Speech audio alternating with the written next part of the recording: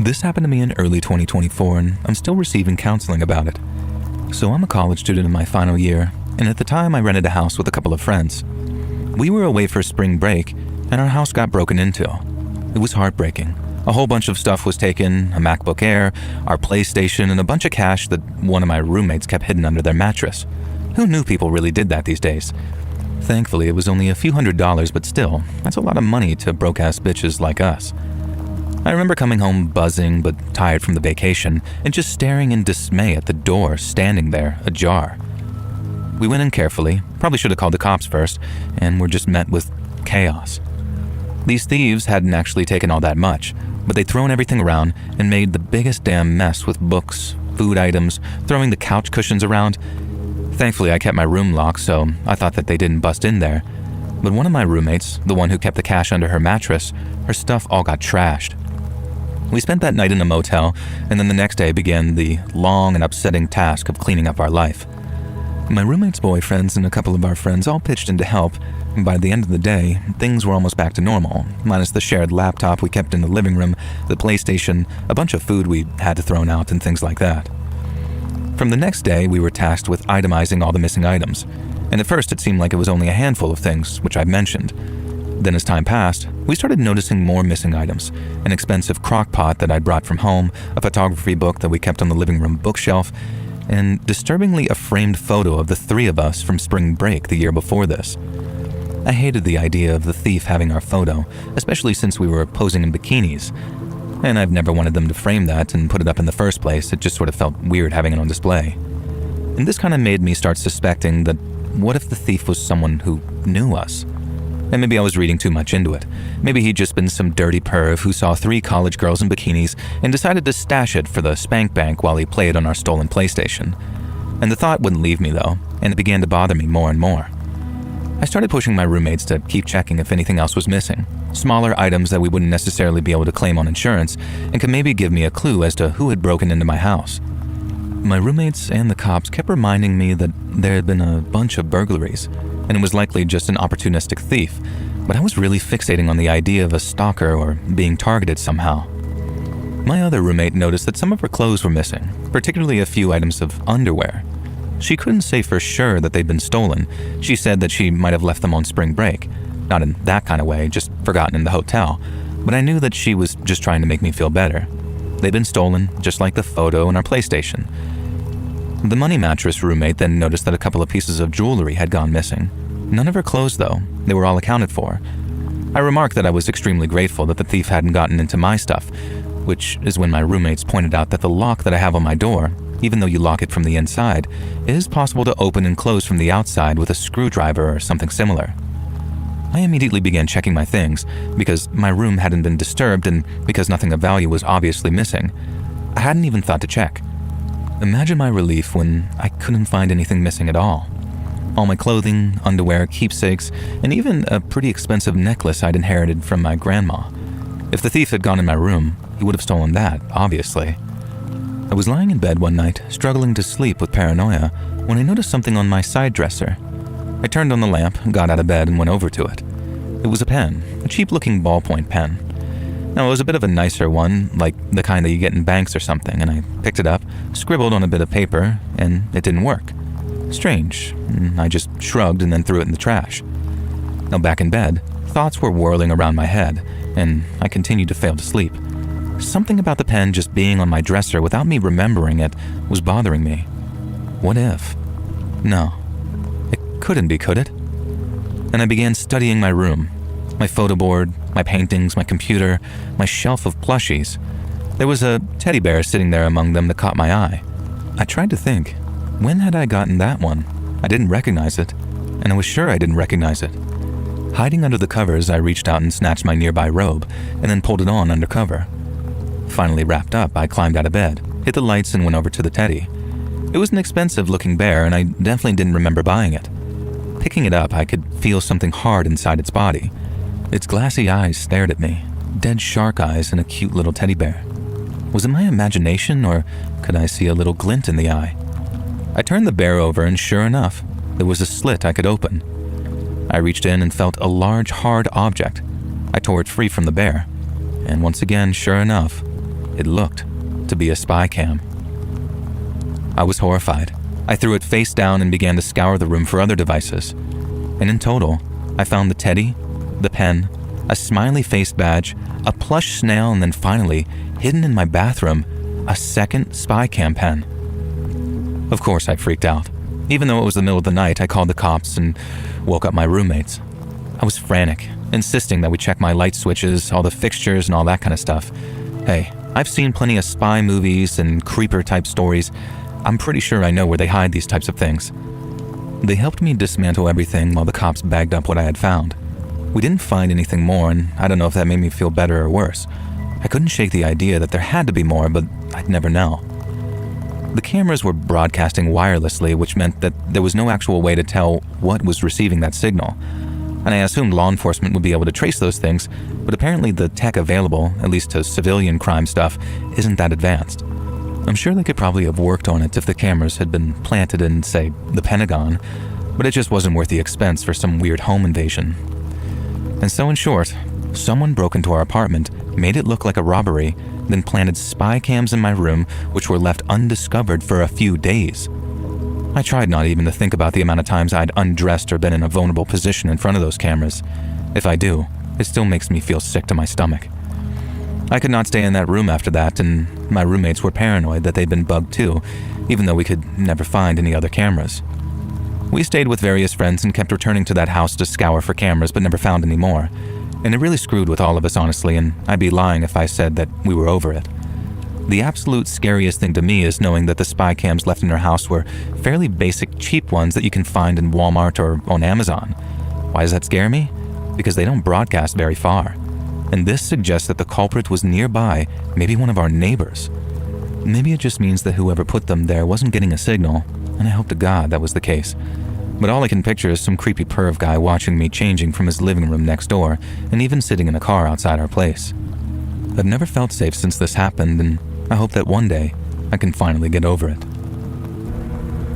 Before I joined the Park Service, I used to work as a trail guide for a company based out of Groveland near eastern Yosemite. It was awesome work, and for the most part, all the memories I have of it are happy ones. But there's one job I remember for all the wrong reasons. I was guiding a group of young corporate types up Half Dome in one of those team bonding exercises. A lot of jobs were kind of like that, especially around the holidays. We'd take them up to Little Yosemite Valley, and then set them up for a night around the campfire, and then take them up Half Dome the next morning. This bunch, 4 men and 3 women, seemed pretty average. Some were a little more comfortable than others being outdoors, but they didn't strike me as trouble. But the next day, as we were taking a break coming back down Half Dome, we heard a scream. While the rest of us rested our legs and got some water, 2 of the men had gone off to take pictures of the view overlooking the valley. Maybe a minute or 2 later, we heard a god-awful yell coming through the trees, and one of the men came running back looking scared to death. He said his buddy was taking a picture near the edge of a cliff, when he'd suddenly slipped and fell. I had an idea of how bad it was just from his expression, but when I got there, I saw it was way worse. The guy was lying at the bottom of a steep slope. Not quite a sheer fall-off type of cliff, but all the tumbling he'd done on the way down had left him in a really bad way. He'd fallen maybe 200 feet down this slope. He wasn't moving, and he wasn't making any noise. I asked the group that I was guiding to keep away from that slope and to gather where we'd just been resting until I got back. I needed to run down the trail to find a gentler portion of slope to scramble down so I could administer first aid to that wounded man, and I needed them all safe and in one place so I could find them afterwards. Everyone agreed except for the taller guy who'd seen the fall, as he insisted on helping in some way. He looked to be in decent shape and able to keep up, so we took off down the trail at jogging pace as I radioed for help from HQ. I remember as we were running, the tall guy kept asking me about the dude that had fallen, saying stuff like, "Do you think he's dead?" And I told him I had no idea. Some people survive some crazy falls, not always in one piece, but they still survive. And this seemed to reassure him a little, but not by much. As we kept running, I relayed a more detailed description of our location to HQ.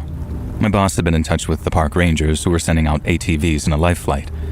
I tried to describe where we were as best I could, but after that, it became a case of trying to get the ATV's attention when they arrived in the area so they didn't roll past us and waste valuable minutes.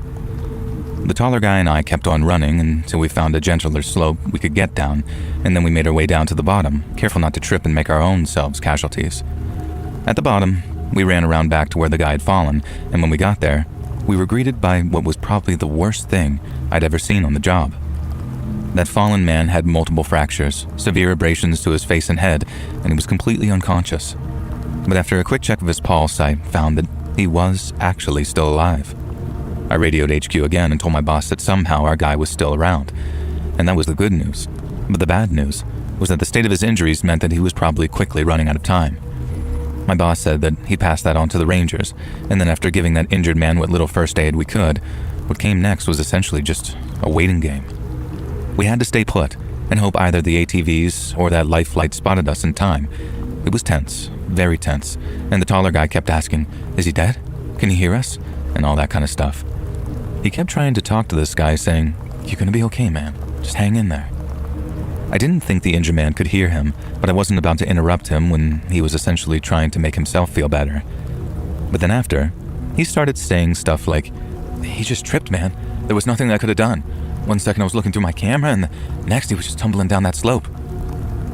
I tried my best to reassure him that accidents happen in the wilderness, and he kind of echoed that same point in the next thing he said. But there was something about the way he said it that just didn't sound right to me. And the thing he said was, "It wasn't my fault." I know that makes sense for him to say something like that, and hearing it read out loud like that, it's probably not going to raise any red flags for you. But at the time, it sounded like he wasn't trying to reassure his buddy anymore. He was trying to reassure himself. I've seen some pretty bad accidents and injuries during my time, everything from animal attacks to accidental shootings, and every single time I'm amazed by how selfless folks can be. They'll rip up their own shirts and use them as tourniquets or offer to carry the injured person for miles and miles without a break. What they want, what's good for their well-being, that isn't important anymore. Priorities have been totally rearranged, and it's all about the injured person, always. So when this guy started talking about himself, repeating how the injured man had suddenly slipped and it totally wasn't his fault, I'm thinking, this guy's a total douche.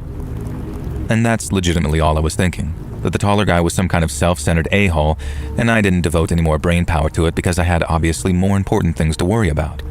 I was 110% focused on the horizon, eyes and ears peeled for any sign or sound of the ATVs or the helicopters, so I let the comments slide and carried on trying to do my job. The taller guy started freaking out again and asking me a whole bunch of questions. I told him to shut up and check the injured man's pulse. It was weak, but it was still there. I remember saying a silent prayer for someone to show up soon. This sort of full-body sensation of like trying to force something into being. And then after a few more minutes of feeling my hopes start to dwindle, I heard the sound of ATV engines getting louder and louder as they came around that mountain.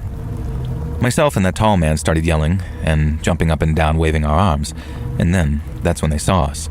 The guys on the ATVs came in fast with a stretcher and some first aid.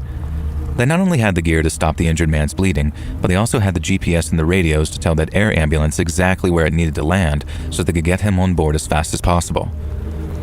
It was a terrible thing to happen, and all my sympathies were with that injured man, but those Rangers were incredible to watch. They kept their heads cool while dealing with injuries so bad I could barely look at them, and then just as they were getting the injured man on their stretcher, we all heard the sound of rotor blades booming above us as that air ambulance flew into view. It was like seeing an angel coming down from heaven. Not so much the sight of it, of course, but the feeling I got when I saw that crazy brave pilot suddenly pitch and turn in the air above us. They were heroes in the truest sense of the word, putting their own bodies on the line just to save a few seconds, because a couple of seconds could be the difference between life and death. The helicopter landed not far from us, and then the two Rangers picked up the stretcher and then ran over to the thing as it set down but kept its blades spinning. The door swung open as the Rangers got close, and then two medics hopped out to help them haul the stretcher into the belly of that chopper. And after that, they hopped back in before the Rangers backed off, then after the door slammed closed, they took off and disappeared behind that mountain again. The Rangers ran back over to us as the sound of those rotor blades eventually faded. One of them asked where the rest of the group was. When we explained that we were further up the trail, they gave me and the tall guy a ride back up to them. Then slowly but surely, they helped us all get back down the valley floor before we made our way back to camp. Looking back on it, I feel like I should have noticed sooner, but it wasn't until everyone was back at camp that I started to notice something about the tall guy. Every other member of the group seemed devastated, like truly heartbroken that something so terrible and random could have happened to them on what was supposed to be a fun team-building exercise. But the tall guy seemed almost, how do you really even put this, distant. He didn't seem to do any kind of grieving or hurting on his own. He just walked around offering cold comfort like it was nothing but a chance to display leadership capabilities. It was strange. And he even repeated what he said about it not being his fault. And then while reassuring everyone that there was nothing he could have done to stop it, and how just witnessing the fall was traumatizing to him, it seemed like he was trying to divert a little of that sympathy onto himself. That time, instead of just thinking of what an asshole, I remember thinking, okay, now this is strange. Now don't get me wrong, I understand that seeing something like that is a terrible thing, and it has an awful effect on a person's mind. Heck, maybe it's just something that you had to be there for.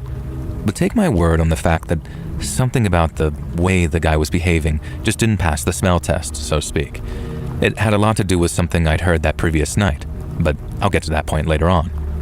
Now anyways, I waited with the group at the Valley campsite till their ride showed up, and then I made my way back to headquarters to fill my boss in on everything crazy that had happened.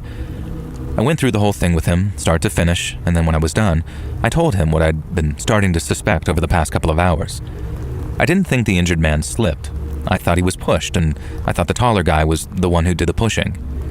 It might sound cruel, but my boss was a veteran ex-ranger who was just about carved out of wood, and by that I mean he'd been there, done that, and gotten the t-shirt too. He laughed when I told him what I thought, and then he jokingly asked if the taller guy had tried to finish the injured man off when we got to the bottom of the slope. When I told him no, that he helped me stem the bleeding and check his pulse, he told me, doesn't seem like a stone-cold killer, does he? But he didn't laugh after I told him what I'd heard that night before, and was the same thing that I told a cop who came to visit me a few weeks later. My boss gave me the heads up that someone was about to call, and when he told me it was the cops, I felt like every dark suspicion of mine had been confirmed at once. 2 detectives stopped by to ask me a bunch of questions, and I didn't tell them outright because I knew that they had their list of questions to ask me. But when it came to the question of me noticing anything suspicious during the night before the accident, I gave them both barrels. I told them how that previous night, the tall man and injured man went off to talk in private. I told them to stay close and to come back to the fire as soon as possible, but they didn't listen. And then after some time, I decided to go look for them. I walked off the direction they'd gone, and although I couldn't see them right away, I heard them loud and clear. They were trying to keep their voices down, but they were clearly having some kind of heated debate. And I don't want to say that they were yell whispering because that sounds kind of dumb, but it clearly was loud. I got closer and closer, honing in on the sounds of their voices when I suddenly heard one of them say something along the lines of, "Oh, is that it? You want me out of the way? Well, good luck, buddy." The other guy cut back in with this reassuring tone to his voice, but I didn't catch anything he said after I called out to them both to come back to camp. And they assured me that they'd return in a minute or two, which they did, and I put their discussion down to something to do with business. It didn't occur to me that out of the way might mean physically out of the way, and not just sort of like fired or laid off. When I mentioned that thing about the out of the way argument, both the detectives stopped writing notes and they sort of gave each other this sort of look. They didn't come out and say it, but I could tell that they had their own suspicions about the accidental fall.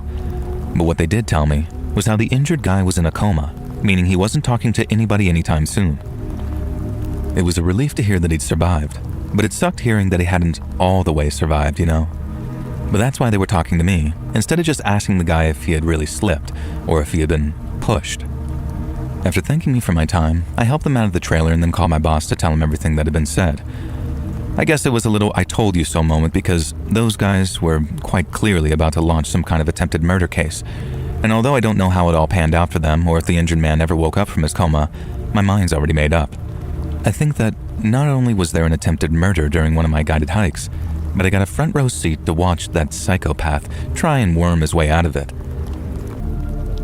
So I got a bit of a weird one for you that happened to me and the fam quite a few years ago now. Myself, my wife, and my 3 kids decided we wanted a break from big city life, just for a bit. It was the mid-2010s, and there was a big spike in crime in our city, and things were just feeling really oppressive and bleak. We needed a palate cleanser, which is why we jumped at the opportunity when my buddy Derek offered us use of his hunting lodge over the Thanksgiving week. I'd been on hunting trips with Derek and the boys before, but this would be something different. Just my family, free use of Derek's excellent cabin, and some quiet, chill, quality family time without any distractions or disturbances. The cabin was just off of a forest community near the base of Grand Teton. There's a small town nearby, then a 30-minute drive would take you to the cabins. My buddy's cabin is relatively isolated. Then there are a couple of neighbors on the other side of the medium lake nearby. Me and the family made the 6-hour road trip to the cabin. Our youngest is 4 and she kept needing us to stop for breaks, so the journey was a little stressful, but by the time we arrived, it was taking everything in my wife and I's power to keep the kids from killing each other. It wasn't the first time they'd visited the cabin, so as soon as we pulled up, the kids spilled out of the car and darted onto the porch, throwing the front door of the cabin open. I was climbing out of our Ford when I saw my eldest, Lisa, she's 10, freeze in the entrance and then come running back to us. Her face was a look of absolute embarrassment. "Daddy?" she said, breathless. Then, when she finished telling me what she'd seen, I had to ask her to repeat herself. And in short, there was someone already in the cabin. I had no idea what was going on, so I sprinted up the stairs and burst into that place. My youngest daughter, who's 4, and our middle son, who's 8, were standing there, frozen to the spot. My son is autistic and not the best with strangers, and my 4-year-old was, well, 4, so I don't blame them for not knowing how to handle the situation. A guy was sitting on the couch in the center of the hunting cabin's open living room, reclined back in his boxers. He was holding a beer, and even though it was only mid-afternoon, I could see a bunch of other empty bottles littering the ground. I asked him what the hell he was doing in there, and I admit that I may have been a little aggressive, but only because Lisa had seemed so bothered by the guy. She thought he'd been, well, touching himself when she burst in, which obviously filled me with rage. The guy springs up from the couch and held up his hands in a gesture of surrender. Now, I'd been ready for a fight, but this thin, wiry guy didn't look like much of a threat. Then he smiled and laughed and seemed to catch his breath. He said his name was Blake and told me his last name as well. And long story short, he explained that he was a buddy of Derek's from high school. Derek had told him that the cabin would be free over Thanksgiving, and since he was going through a messy and very painful divorce, he was welcome to stay over the holiday to clear his mind. And then we had a good laugh about this because it was so completely Derek. We called him the bubblehead blonde. He was what the kids today call a himbo. Everything made total sense. Blake even seemed like a real nice guy. And I was beginning to wonder how we'd rectify the situation though when Blake said he'd happily move on. He lived an hour or so away, so it was only a small hop, skip, and a jump to the cabin, and he didn't want to put the kibosh on a family vacation. The polite part of me wanted to offer to let him stay, but the hunting cabin didn't exactly have many bedrooms, and our kids needed their own space. Especially my son James, who, as I mentioned, is autistic and takes time to adjust to new situations. Grateful, I took Blake up on his offer. He asked if it could be possible for us to give him a couple of hours so he could wash up, pack up, and actually head out. And it seemed reasonable to me. The local town was only about a 20-minute drive away, and there was no cell reception at the cabin, so I figured that I'd drive there and call up Derek, let him know how the chaos had all gone down.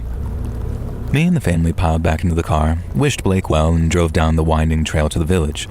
Once we were there, we headed into the general store, bought a few snacks, and treated the kids to some ice cream, and then I called up Derek. I didn't outright tell him that he double-booked us. I decided to mention his friend Blake and sort of let him figure it out. And when I did, what Derek said caused a shiver to run down my spine. I'll never forget it, word for word. He said, quote, "Blake? That prick? That guy who used to bully me in high school? I heard he was busted on drugs charges." I think at first I thought Derek was pranking me because I grilled him on it and told him that a guy called Blake had been at the cabin. Derek began to get more and more frantic with me when I was skeptical, eventually yelling at me to listen and take him seriously. And that snapped me out of whatever doubts I might have had. Derek never yelled, and he never got mad. He told me to return to the cabin with the cops and to have my wife and kids stay in town for now. He even offered to Venmo me the money for a motel for all of us, but I told him not to worry. And then he called his buddy at the sheriff's department and had him and an officer meet me on the outskirts of town and take a ride back to the cabin in that cruiser. And when we got there, the front door was hanging wide open. The place had been utterly trashed, completely and totally ruined. The TV was smashed, all the various glasses were in pieces on the floor. The couch was shredded with what seemed to be a knife. The deputy and the officer made me wait outside at first while they checked the place, but I soon followed them in, hot-blooded and angry. Swear words had been spray-painted on the wall of the master bedroom, and based on the fact that the paint was dry and the extent of some of the damage, law enforcement figured that the vandalism must have started long before my family and I arrived at the cabin. I guess Blake had been planning a little payback against Derek for some time, and we just sort of interrupted him. Why? It was hard to tell. Like Derek said, Blake had bullied him in high school and eventually been expelled for it, among many, many other things. He then went down a very dark path of drug manufacturing, apparently running a meth lab in a trailer park somewhere, but he'd been released on some type of technicality after that, and instead of him trying to turn his life around, he'd gotten hooked on the meth himself and decided to go on an all-out tour of vengeance and destruction. I have no idea if Derek's cabin was his first stop, but he'd certainly been filled with that enthusiasm. When I saw what he'd left in the bathroom, I had to cover my mouth and step outside. What a disgusting individual. And it made me furious to know that this chuckle effer had met my family. He'd spoken to us, smiled with us, laughed with us, all the while knowing that he was there for violence. I was just thinking how infinitely grateful I was that he decided to trash the place and leave, when I heard a creak from the ceiling above us, and then a bunch of coughing, more creaks, and more coughing. There was an attic crawl space in the cabin, and it was apparent to myself and the two cops that something, or someone, was up there. I showed them where the hatch was that led to that crawl space. The deputy pulled it open and a ladder unfolded. A head peeked out. He was covered in dust and filth, but I recognized Blake immediately. And thankfully, he handed himself over. He was too drunk and high to resist, and that stifling air in the cabin attic had started to trigger his asthma, of all things. And he was brought down and taken into the cop car in handcuffs. By now, a handful more of cops had arrived, and Derek's buddy deputy drove me back into town while other officers secured the scene. Thankfully, I didn't have to share a ride with Blake. My wife and kids and I didn't stay in the cabin over Thanksgiving after all. I booked us into a nice little hotel in town, and we got to experience the place Derek had grown up. He had to come up to assess the damage, so we brought his wife and stepdaughter, who is my youngest daughter's best pal, and we made a good week of it after all. Derek was surprisingly unfazed by the cabin invasion and damage, but I guess that's Derek for you. The most chilling aspect of all of this was what they found in the guest bedroom. Blake had come equipped with rope, duct tape, a hatchet, and a handgun. It turned out he did have a license for that gun, and we have no way of knowing what he intended to do with those things, or if he did actually have nefarious intent. But knowing an unhinged guy like that had been lurking in my family's vacation cabin, ready to snap at any time, well, let's just say that Blake is not someone I plan on vacationing with in the future. Okay, I guess this is kind of two stories for the price of one, but the first one is kind of an explainer that's also kind of upsetting, so I'll just breeze through it to get to the stuff that actually matters. And for the record, I'm a woman, and I was still a 20-year-old college student when this happened to me. I used to work as a trail guide way down south, taking folks out into nature reserves to make sure that they see all they want to see without getting themselves lost. One day I was out walking my dog down one of the trails when I heard a gunshot. My dog and I went to investigate because hunting is super not legal in that nature reserve, and that's how we found ourselves a poacher doing something despicable to an innocent animal. And I ran back to my cabin, called the rangers, and then within just a couple of hours, the guy was actually in cuffs. And it felt like an incredible achievement, knowing that we'd helped put someone who threatened the animals behind bars. But one of my fellow guides seemed a little less enthusiastic about it than the rest. I figured that she was maybe a little jealous or something like that, and now I know otherwise. Regardless, I rode that wave of good feeling for about a week or two, but after a while, everything went back to normal, and it kind of faded into the background. 6 weeks after the poaching arrest, I got a guiding job for a solo hiker. We mostly dealt with groups of people, be it families or classes of middle school kids, but requests for solo guides weren't entirely unusual. Some folks wanted to go hiking, they just didn't have anyone to go with, and that was one of our company's selling points. We'd get the odd older gentleman coming in to book a guide because he wanted to go visit a trail he'd visited during his younger years, and at the same time, those could be the easiest and the most rewarding assignments of all. The pace wasn't too hard, and seeing how happy they were when you arrived at a certain creek, valley, or waterfall, it was priceless. And that's why I didn't hesitate when I saw the single name appear on my schedule for the week. Mr. Cliff was all it read. And when I asked what reason he'd given for requesting a guide, I was told he was a gentleman in his 50s scouting locations for a photography project he was planning. I thought that sounded really cool, and when Mr. Cliff arrived on the day of the hike, he was just as nice as I expected. He was a widower with grown-up kids who picked up photography as a way of occupying himself. He lived locally, but since he wasn't as spry as he used to be and didn't know the trails, he figured it wouldn't hurt to pay for a trail guide so he could enjoy a little company during his walk. We worked out a route at the office, one that'd take around 4 hours there and back, and then we hit the trails at around 11 a.m. He said Cliff was his first name and that he'd worked as a trucker for most of his adult life until a work-related injury just put him on workers' comp. That was the reason he wasn't as mobile as he used to be, and why his kids thought it'd be safer for him to enlist the help of a trail guide. He was great company too, and asked me a bunch of questions about my life and the plans I had for it. He apologized for all the questions at one point, saying that he didn't get to talk to people much anymore, not since he retired and his kids moved out of town. I told him it was no problem at all, and I was grateful to be guiding such a friendly conversationalist. He gave me this big, warm smile, and we kept on walking. We talked about photography for a while, and he sounded really passionate about it. And then, at around an hour and 30 into the hike, just as we were reaching the destination we picked out, I started asking more questions about him. I'd asked him a couple of pretty basic things upon being introduced, but since he was a widower, I didn't want to probe too much into his family because of how upsetting it might be for him. But then, as we got into the subject of family, and after explaining my own was a mix of Irish and Puerto Rican, I asked where his family was from. And I'll never forget how he smiled as I looked back at him, and how he said, "I was hoping this might come up." Then he explained that since it was such a long story, we better wait until we got to the top of the rise that we were heading up so we could both get comfortable. I had no reason to suspect that I was in for anything but a good story and a well-deserved rest, but when we got to the top and we caught our breath, things took a nasty turn. The whole hike, Cliff had been sweet as pie, and every word he'd said had a sort of cheeriness about it. But as he started to tell me all about his family, his tone of voice slowly shifted until we barely even sounded like the same person anymore. He explained that his family had been some of the first colonists to arrive in what later became known as the Georgia colony, and that they'd lived in the area for almost 300 years. He said not all families could say that because not all of them lasted that long. But he and his had faced down the natives, the British, then the Union and the federal government, all one after the other, and they were still there to tell their story. I remember saying, "Wow, that's amazing. I understand why you guys are so proud." I had no reason to think that he'd react any other way but, well, to what was intended as a compliment.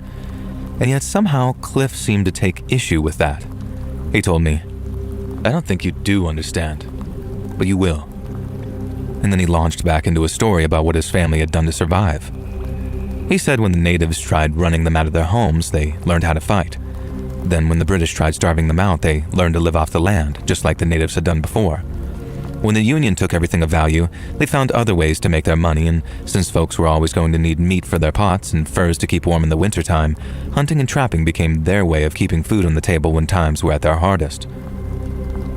They later brewed moonshine during Prohibition, but when the price fell after Prohibition was rescinded, they didn't mind, he said, because they still had their oldest and most faithful way of winning their daily bread, by working the land that God Almighty had given them. I might have been very naive back then, but I wasn't stupid.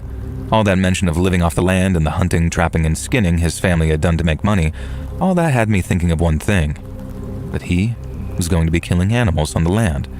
And when I thought of illegal hunting, I thought of that guy that I'd found 6 weeks prior, the one we'd reported and had arrested after I caught him hunting on the reserve. All that came to mind all right, but I guess I was still too young and naive to really piece together what I was hearing until it was far too late to do anything about it. Cliff pointed off into the distance, toward a hill maybe a mile or two away, and then asked if I knew the name of it. I turned and looked at it for a moment, but as much as I liked to think that I knew the land, I didn't know the hill's name, so I asked Cliff what it was called. He said it had been called many things over the years, but his family had always called it home. Everything they could see from the top of the hill that counted as home too, and although many had tried, no one had ever been able to stop living the only way that they knew how. Not the British, not the Union, and not some stuck-up Yankee college kid who thought that she ought to tell others how to live. I turned to defend myself, verbally of course, and that's when I saw the handgun Cliff was holding. And panic hit me, and my first instinct was to run, but when Cliff raised the gun at me and told me to stop, it was like he'd cast some spell on me or something. My legs just stopped, even though I wanted to keep running like hell, and when Cliff told me to kneel, it was like my knees buckled upon command. I remember sobbing, like really sobbing and saying, I'm sorry, please don't kill me, I didn't know," over and over because I'd realized who Cliff, definitely not his real name, really was. And the poacher I'd reported hadn't been some lone hunter, straying out of bounds to cheat the system a little. He was part of some organized poaching racket, and Cliff was one of his partners. I remember how, in the middle of all that begging and sobbing and listening to metal sounds of the gun being loaded, I remembered my coworker's muted reaction to the poacher being arrested during the previous month. She knew what was going to happen, and that's why she couldn't be happy for me, but she was still too scared to warn me. Had she gotten a similar warning before, one that she'd kept quiet about, or had she just heard stories? I'd never find out. I quit the company the day after this whole thing happened, but up on that hill, I didn't think that I'd live to see that next day come at all. Cliff walked up behind me as I kept on begging and pleading, and then I felt him push the gun onto the back of my head before I heard a loud click. I stopped sobbing, held my breath, and I felt my whole body seize up as each one of my final thoughts seemed to be of my mom. I heard Cliff behind me say, "This is what we do to folks like you around here." But then instead of a bang when he pulled the trigger, instead of everything going black, I heard another metal click at the back of my head before Cliff took the tip of the gun off the back of my scalp.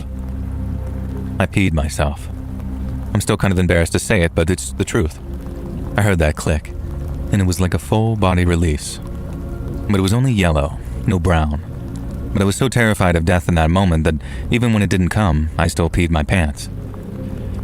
I think there's probably an exact medical term for what happened to me in the moments after, as I heard Cliff laughing at how scared I was. I don't want to say it was catatonia because I could still see and hear everything okay. I just couldn't move. I could breathe all right, but after curling up into a ball, I just laid there, taking shallow breaths and waiting for the end to come. I didn't quite realize what he'd done yet, as in like performing a mock execution on me. I thought maybe his gun had jammed or something and the shot was coming any second. But then, Cliff spoke. He told me his pa had said not to kill me, as that'd bring even more trouble down on them, whoever them was. But he was to make it very clear that if I reported any more poaching or trapping in the areas they called home, they wouldn't be playing pretend anymore. They'd be playing for real. And after that final warning, the man who said his name was Cliff left me lying there in the dirt, and I didn't get back to the office for hours and hours because I was way too shaken to drive at first. We called the cops. They searched the area and put out an APB, but no one was ever found. The cops told us they offered a reduced sentence to the guy who was caught poaching, saying they'd chop his jail time in half if he just gave them a name.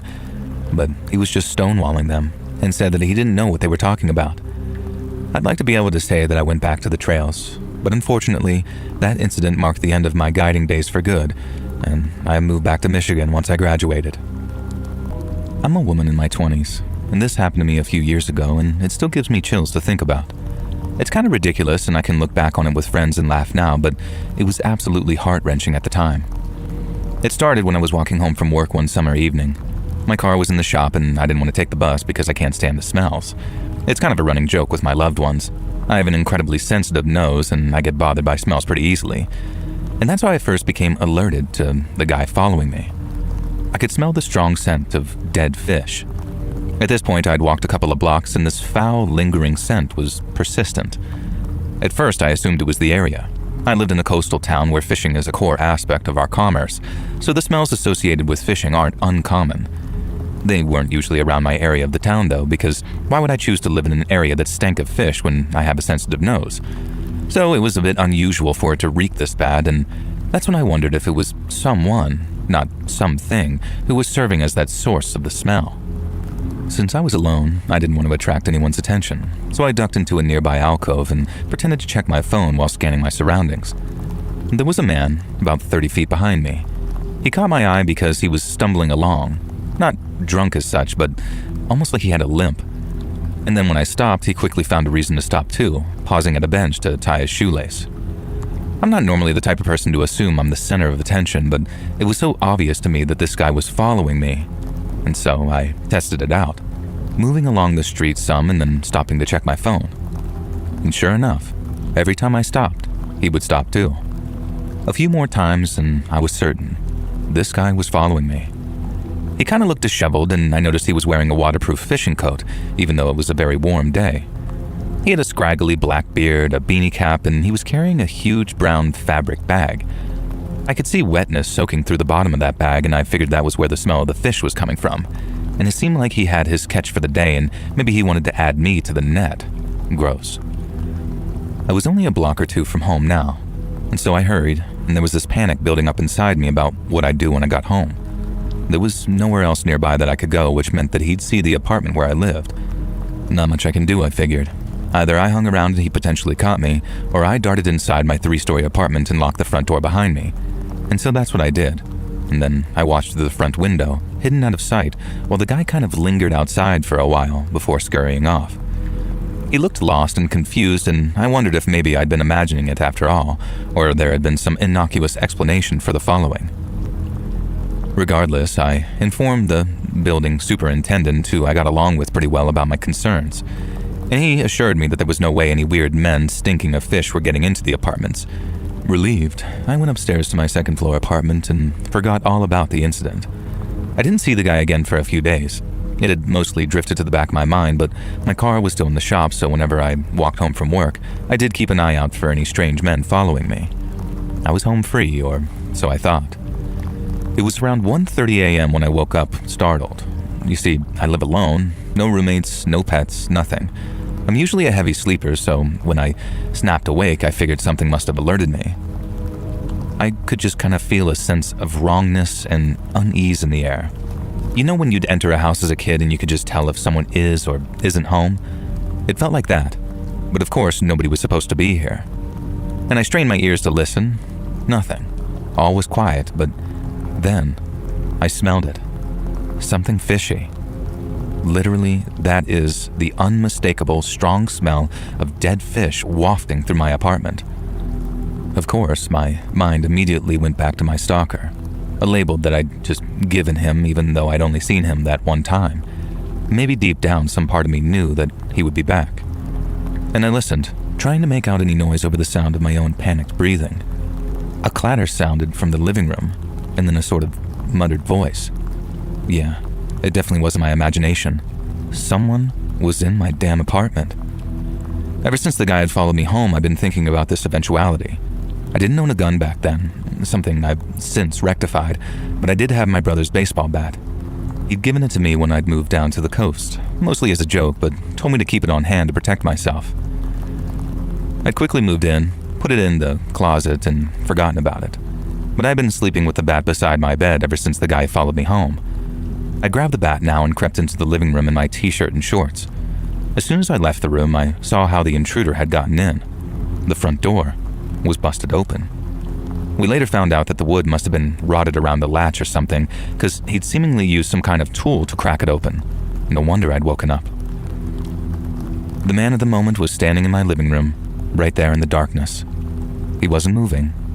He was still holding that damn bag, and as I crept closer, the stink of rancid fish grew stronger. It suddenly struck me that I had no idea what I was going to do. My phone was charging in the kitchen, which opened onto the living room on the other side of Fish Intruder. I couldn't call the cops without going through him, and from the way he was swaying on that spot, he seemed to be drunk or high or something, but from what I could remember of him in the daylight of the previous week, he'd been fairly well built. Definitely strong enough to cause me some serious harm if he chose to, even if I was armed with a baseball bat. I really didn't like the idea of head-to-head confrontation with this dude, and that's why I was so relieved, if not a bit surprised, when he suddenly collapsed to the ground. Well, he didn't collapse really. It was like, you know how little kids suddenly just sit down out of nowhere? It was like that. He just sort of dropped to the ground in a sitting position, froze there for a moment, and then began rummaging through his bag of dead fish. Ugh. If the smell had been bad before, it was terrible now. The foul, rotting stench of seafood wafted up and out of that bag, causing me to gag. I remember stifling my breath and crept out of the outskirts of the room, but my eyes were glued to the man the entire time. He was fascinated by whatever deceased rancid fish he was digging through. I caught my hip on the side table and almost knocked over a lamp. Freezing, I checked to see if the guy had heard me, but he hadn't. I swallowed, darted for the kitchen, grabbed the phone off the counter, and ran straight to the bathroom. It was the only other door in the apartment with a lock. Seeing as how the guy had smashed his way through the front door, I didn't have much confidence in the flimsy lock that sealed the door, so I called 911 as quickly as I could. The operator asked me what was going on, and I told her, and then got transferred to dispatch, and they got me to stay on the line while the cops double-timed it over to my place. While I waited, I could hear footsteps from my apartment. It was too soon for it to be the cops, plus they hadn't announced themselves, so I knew the guy was on the move. Part of me wanted him to leave, and part of me wanted to be sure that the cops actually caught him. I whispered at the phone what was going on, and the operator told me to stay put. Under no circumstances should I leave the bathroom, and the cops would be there shortly. I heard a crash from the apartment, and later I'd found out that it was the same lamp that I had almost knocked over myself. The guy had also bumped into that table, wandering around. It was silent for a moment in the apartment, and then I heard a creak right outside the bathroom door. This was followed by another burst of that dead fish stench, and I think I started crying at this point, telling the operator he was right outside the bathroom door. I had no idea what he might do to me or what he even had in mind. And it felt like hours later, but it must have only been a matter of minutes, I heard shouting, the voices of cops, then a scuffle. I yelled out, and a cop called back to me saying to stay put, and then the sound of something breaking, more banging, and footsteps leaving the apartment. There was a knock on the bathroom door, and the gentle, welcoming voice of a female officer told me it was safe to come out. My hands were shaking, and I unlocked the door and stepped out. I was surprised that that fish man hadn't caused much more damage. The lamp was laying there broken on the hallway floor, and for some reason he'd also removed a framed movie poster I had on the wall and smashed the glass. To cut a long aftermath short, it turned out that the guy was a local fisherman who'd apparently fallen on hard times. It was kind of a tragic story. He'd lost his business, then his family, then his sobriety, and then, I guess, his sanity. This wasn't the first time he'd been in trouble with the law, but it was the first time he'd broken into someone's home. We have no idea what he intended to do with me, if anything, and frankly, I prefer not to know. Also unexplained is why he was carrying around a bag of dead fish, other than the fact that it was something that he was known to do. His fish transporting days were over, though. The guy was incarcerated in a psychiatric hospital and, to my knowledge, is still receiving the much-required treatment he needs. And I honestly wish him no ill will, and it could have been a lot worse. That doesn't change the fact that he did still break into my apartment, though, and he clearly had something in mind by doing so.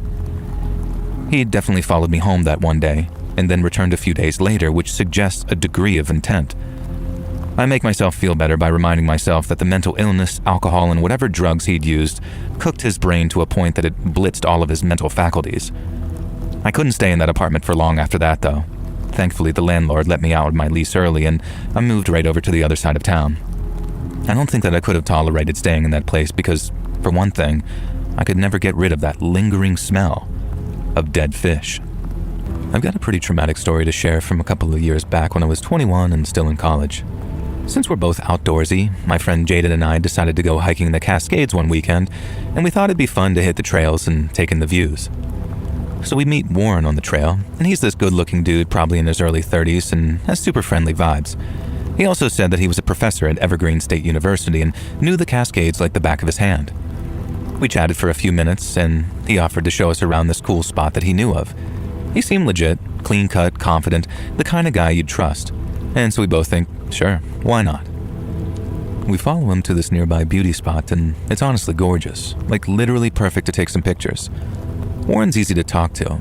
He's cracking little jokes and pointing out random plants to give us facts about. And it was like he was giving us a private tour, and at first, it felt like we lucked out meeting him. After maybe an hour or two, Warren offers to walk us back to our car at the trailhead. Me and Jada figured it was about time to call it quits, so we took him up on his offer. The weather was still great, and we're still talking back and forth with Warren, so we're moving at a leisurely pace while enjoying the last trail of the day when Warren suddenly makes a suggestion. He says, "Wait a second. By my calculation, if we just hike through this section of trees here, it'll take us to the trailhead without having to loop around." Or he said something along those lines, and we trusted him, so we figured, cool, shorter walk sounds good. We started heading off the main trail in the trees, and I figured it'd only be a few minutes of walking or whatever before we started to see signs of life. But to me and Jada, it kind of looked like he was leading us deeper into the woods. It got real quiet, and Warren kept trying to keep the conversation going, but Jada in particular got very quiet too, and she's only that quiet when she's nervous.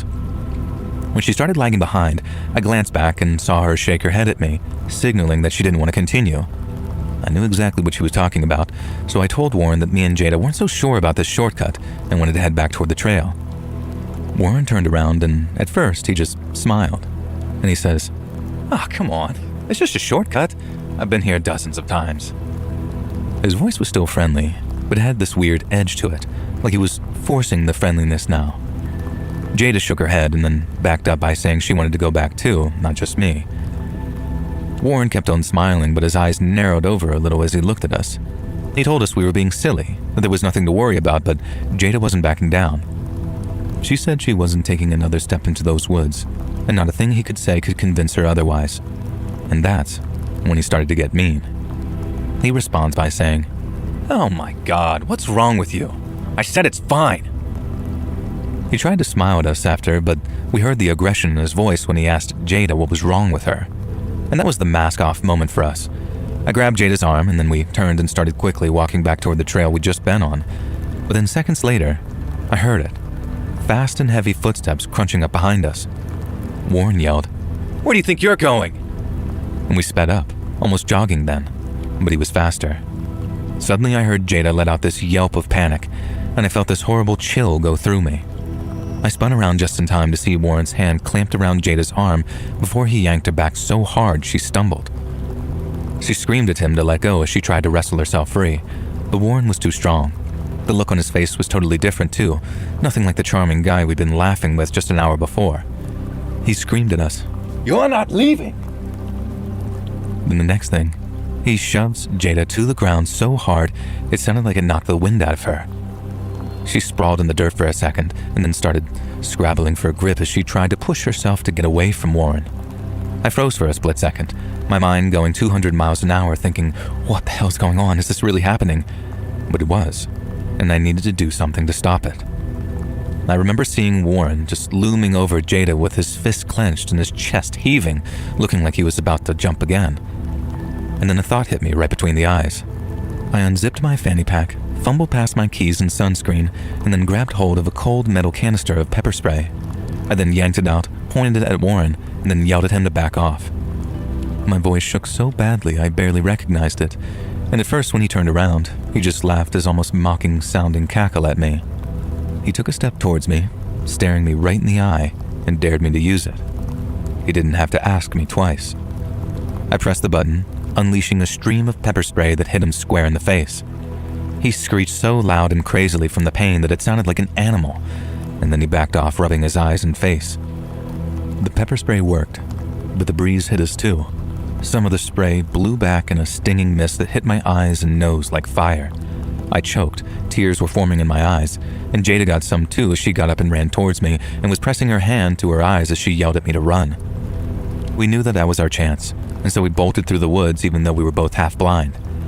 I remember branches whipping at my face and snagging at my hair, but neither of us were about to stop for anything, because behind us, we could still hear Warren screaming stuff like, "Run, bitches, I'll catch you anyway." I'm not joking. And we ran till our lungs burned and our legs were screaming, and we kept going until we finally burst out on that main trail. But I was so relieved I almost collapsed against a tree, gasping for air as my eyes still streamed from the stray pepper spray. But even then, we didn't stop to catch our breath for long. We kept on going back to the car where my hands were shaking so bad I could barely get the key into the ignition. Jada was frantically looking out for Warren and later told me that she was terrified of seeing him crashing through the bushes before he attacked the car. I managed to start the car, then we got the hell out of there. My eyes were still burning from the pepper spray, but I didn't care. Getting out of there was the only thing that mattered. As soon as we hit a spot with cell service, I pulled over and Jada called 911. She spilled everything while I sat there in silence, staring out the window with eyes that were still sore from that pepper spray. I couldn't hear exactly what the dispatcher said, but she sounded calm and kept Jada on the line until the cops showed up. We gave our statements, still in shock, and then the cops said that they'd do everything they could to bring Warren in. We told them about his job at Evergreen State too, but they later called back saying that there was no such professor who was employed at that college, and that there were 2 students named Warren, but neither matched our description. In looking back, it's insane how fast our fun little hike turned into a complete and utter nightmare. I still think about it sometimes, and the thought of how we went from charming to terrifying in a heartbeat, and how close we came to something worse, it sent chills through me. I'm so glad we got out and that we're both okay, but it also taught me to trust my gut and that if something feels off, even just a little, it probably is. Be careful out there, especially hiking or in places where it's just you and some rando, and carry pepper spray if you can. You never know when it will save your life. So a while ago, I met this amazing girl on Tinder. We clicked really well over chat and met up for a few dates. She was perfect, sweet, lovely, had a great sense of humor, and was pretty hot to boot. Can you tell that I regret how things went with her? Now, I'll warn you up front, this is one of the most shameful stories of my life, and I still feel really bad about it even though it must have been nearly 7 years ago now. After a few dates, the girl, I'll just call her Kara, shyly asked me if I'd like to stay over at her place after we'd been out to dinner and the movies. Of course, I said yes. We had a great night, a great meal, and I don't remember what movie we saw, but I remember enjoying it. Back at Kara's place, it was pretty obvious that this was our night to get physical. We'd only held hands and kissed a bit previously, but that night we got straight to it, so to speak. Now, I won't go into gritty details, especially because of what happened next, but it was one of the best nights of my life. It makes it all the more bittersweet with what came after. Eventually, we fell asleep in each other's arms in her bed and slept for a few hours. I woke up to the sound of breaking glass and 2 figures bursting into the room. I was stunned and had no idea how to react. It was all sort of a blur. They manhandled me out of the bed and dragged me into the living room. I wish I could say that my first reaction was to try and protect Kara, but mostly I was just so scared that all I could do was flail and yell like an idiot. One of them had a knife, and the other had some kind of baton. I didn't feel like testing whether they'd use either. They tied me to a dining chair, and then they went and got Kara. When they brought her out, the 2 hooded masked figures were a lot more gentle with her, I noticed. Now, I should note, I am a naturally suspicious person. I tend to overthink everything and maybe back myself into a corner because of it. Now, I will be the first to admit that this is not a nice trait, and this story is intended to be a cautionary tale about being like me. Don't approach everyone with suspicion. It will come back to bite you in the ass. Now, with that aside, back in the living room, the 2 masked men, and I could tell from their voices that they were dudes, were rummaging through my overnight bag. They took my expensive watch from the bedroom and dangled it in front of me, asking if it was real or fake. I told them it was fake. They didn't believe me, and into their bag it went. Then they forced me to unlock my phone. They did this by threatening to hurt Kara in very unspecified ways. Again, I kept noticing that they were actually pretty gentle with her, and I don't know why that just kept sticking in my mind, but it did. I don't think I paid much attention to it in the moment, but I definitely did after the fact. Regardless, though, I unlocked my phone and they changed the passcode to ensure they could access and, I assume, wipe it. This meant, of course, they'd have access to my bank details, my Apple Pay service, which was fairly new at the time, my iTunes account, and they could do a lot of damage with this info. Finally, they went through my wallet. These a-holes even shredded up a photo that I had in there of my sister, her husband, my niece and nephew. Just spiteful, angry robbers who wanted to upset me, which again made me suspicious. Was there a personal angle here? How did they get in? Why did they break in? I was gagged, so I couldn't ask them any of this, and eventually they stole what cash I had in my wallet, took my cards too, and just left. They didn't rob Kara at all that I saw. They didn't search for her handbag or purse, didn't steal anything from the apartment. It was just me. I was the sole target. Afterwards, dealing with the cops, I started to get more and more suspicious. It seemed like one of the officers did too, because he kept asking me how well I knew Kara, if it seemed like Kara knew the assailants, etc. I guess this is where the seed was really planted in my mind. We filed police reports, I canceled my cards, reported my phone stolen. Thankfully, they didn't take anything out of my bank account, but they disabled my Find My iPhone, and I'm sure they managed to jailbreak or wipe and sell it. In the days after, I sunk into a spiral of paranoia about it all. Kara was being evasive with me, I thought, and didn't seem to want to talk to me. I kept trying to ask her if she had any idea who the home invaders were or why they'd targeted us. She said she had no idea, but told me that while they broke the glass, they had gotten in through an open window in the living room. And I guess I was kind of a jerk about that because I replied a little snappily saying that I would have preferred to know that the place was actually locked up before staying there. Then, when she stopped replying, I started sending her messages about why the thieves had targeted me specifically. And at first, I sort of framed it like, hey, why do you think it went down like this? And then I started getting a bit more direct. I told her it was incredibly convenient that only I had been robbed and that she was totally fine. I could tell this hurt her and also made her mad because she started getting pretty angry and defensive about that. And I just like to say now that I don't blame her. I was a complete jerk and I deserved to be chewed out about it. I guess all I can say in my defense is that I was pretty traumatized from the event and I didn't really know Kara all that well. And in the end, after it seemed like the case had gone cold and there was no hope of the police catching these people, I just flat out accused her of setting me up. And she lost it at me, of course, which in retrospect I fully deserved. Again, I cannot stress how bad I feel about all this. And as you can probably guess, Kara did not set me up. The reason I suspected it, other than the behavior of the thieves, was that I'd become sure that I had identified at least one of the culprits. Kara had an ex-boyfriend, who I found by stalking her Facebook and Twitter profiles, and it seemed like she'd kicked him to the curb and he wasn't very happy about it. He was a weaselly, wiry-looking guy with a very snide expression, and I didn't much like him. His social media feed was filled with performative nice guy self-pitying crap, which also rubbed me the wrong way. and I discovered from his own Twitter post that he had a record for breaking and entering and had narrowly avoided juvie as a kid.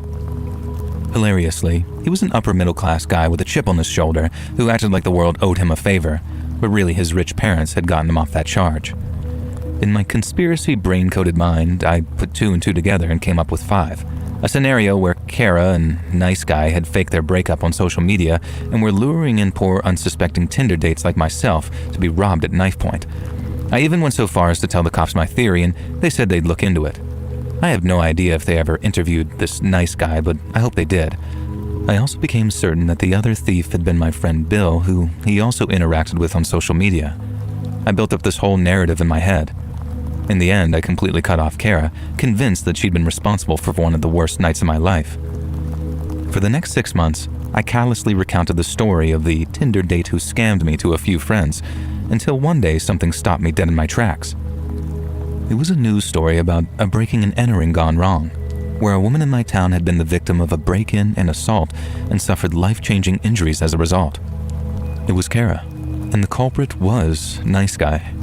I've been so fixated on the idea that Kara was in on it that I never considered the possibility that I was mostly right, but wrong about that part. From what I can gather, Nice Guy did break in out of jealousy and did rob me in revenge, but Kara wasn't part of that plan. He simply wanted to scare her out of dating anyone else.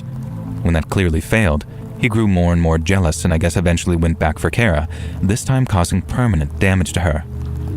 I guess there's still a tiny possibility that Kara was complicit in the first home invasion, but I really don't think so. Instead, I blamed an innocent girl for the actions of her awful ex, and then left her to deal with him. I've spent the last few years trying to forgive myself for this, because I sure as heck won't be asking Kara for forgiveness. That woman's heard enough from me for a lifetime. I used to work as a trail guide, and this one time, I had to scout a trail that we didn't use much to make sure that it was safe for a guided hike that we had coming up. It was a simple process of checking for fallen trees, washed out paths, or anything else that might prove hazardous to the group. Probably one of the easiest things you get to do as a guide. I get to the deepest part of the trail, way out where it's just me and the trees. I'm kinda poking around looking for signs of trouble when, out of nowhere, 2 guys step out from behind the trees. They were rough looking, like they'd been out here a while with dirty clothes and scruffy faces. My stomach dropped as soon as I saw them because I could tell right away that their intentions weren't good. One had a knife in his hand, and the other was giving me this big, creepy smile. I remember trying my best to stay calm, but my heart was pounding so hard I could actually feel it. As they got close, the guy with the knife started yelling at me, telling me to hand over my stuff. He was vicious, waving that big knife around saying he'll cut me if I don't listen. I gave him my backpack, my water bottle, my Tamagotchi, and even what little cash he had on me. While that's happening, the other guy, the one with the smile, was acting very nice and saying things along the lines of, "Just do what we say, sweetheart, and you'll be fine." They tell me to turn around, and before I can say anything, they tie a blindfold over my eyes. It was an old rag that I remember smelled like sweat and dirt. After that, they tied my hands behind my back with more of that same kind of rag, probably old torn-up clothes, and then they yanked it tight so it hurt my wrists. I was trying to stay tough, but internally I was completely freaking out. I told them, Hey, you can't leave me like this. There's bears out here. If I'm tied up, I'm dead." I was hoping they'd have a heart, maybe loosen the ropes or something. But maybe that was the good cop having worked on me a little more than I'd like to admit. Because when they heard me asking for mercy, they just laughed like it was the funniest thing they'd heard all day. The mean one said, "Hey, that ain't our problem." And then I listened to the sound of the footsteps crunching away through the leaves before everything went quiet again. Once I was sure they were out of sight, I started wiggling my wrists and pulling hard against the rope. They were really tight and it hurt like heck, but I kept at it. And before long, I was sweating, my arms were aching, and the bindings were starting to rub my skin raw. I tried twisting and tugging and even trying to pick at the knots with my fingers.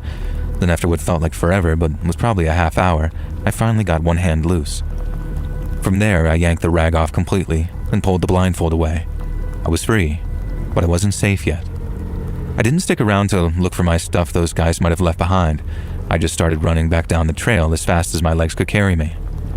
The whole way, I was looking over my shoulder, half expecting those creeps to pop out again, but I kept moving till I finally saw the trailhead in the distance. When I got back to headquarters, my boss was there doing paperwork, and he just about jumped out of his chair as I burst in. I remember panting, trying to get the words out, but all I could manage at first was just call 911. He didn't ask questions. He just grabbed the phone and dialed as I sat down. Then after handing me the phone, I spilled the whole story to the dispatcher, the two guys, the knife, the blindfold, all of it. My boss stood there wide-eyed as I talked, listening to what I'd been through. He couldn't believe his ears, and he told me later that nothing that terrible has ever happened to any of his employees, past or present. Given the severity of the call, the cops showed up quickly, at which point I went over the story for a second time. They asked me to go into as much detail as possible in terms of describing the guys, as well as what they said and which direction I figured they might have gone. I did my best, but it was all a blur. They were unshaven, wearing dirty jackets. One was taller, the other one shorter, and I told them about the knife and that creepy good cop, bad cop routine too, and how it seemed almost rehearsed, like they'd done this before. The cops said that they'd send a team out to search the woods, but I didn't hold my breath. I knew those guys would probably be long gone. As the cops left, my boss told me to take the rest of the day off. He was a great guy like that, and he could see how rattled I was. I sat in the break room waiting for my ride and trying to calm down, but every time I remembered how they'd laughed, this feeling of anger and dread would get all fat and heavy in my chest, and it'd only go away if I cried or yelled or hugged somebody. Those guys didn't care if I lived or died, and it makes my skin crawl to think about it today, but I still eternally am grateful to God for making sure that I made it back in one piece. So I got a bit of a crazy story for you that happened to me a few weeks ago. I'm in the UK and we have a bit of an epidemic on our hands. I don't mean COVID or anything like that. I'm talking about IRL streamers. Have you ever heard of a little toe rag called Secret Mizzy? He's a 20-year-old man-child called Bakari Bronze Ogario, who in 2023 used to film himself pranking members of the public by breaking into people's houses while live streaming. Hilarious, right? He allegedly did a bunch of stuff like breaking and entering, theft, property damage, etc. And I say allegedly because I don't remember which things he got charged for and which he didn't, and I don't care enough about that little scrote to go digging. Either way, he ended up serving 6 weeks in prison for it, and then came out and gave an interview about how he's turning his life around. And props to him, I guess, maybe he will, but that doesn't change the fact that he inspired a bunch of dumbass TikTok kids and overgrown kids to follow in his idiot footsteps. Now, I'm just going to insert this in here. I did go and look him up to find out his actual name, and it seems like he's got a kid. Christ, poor child. I hope Secret Mizzy turns his life around for the sake of that kid, if nothing else.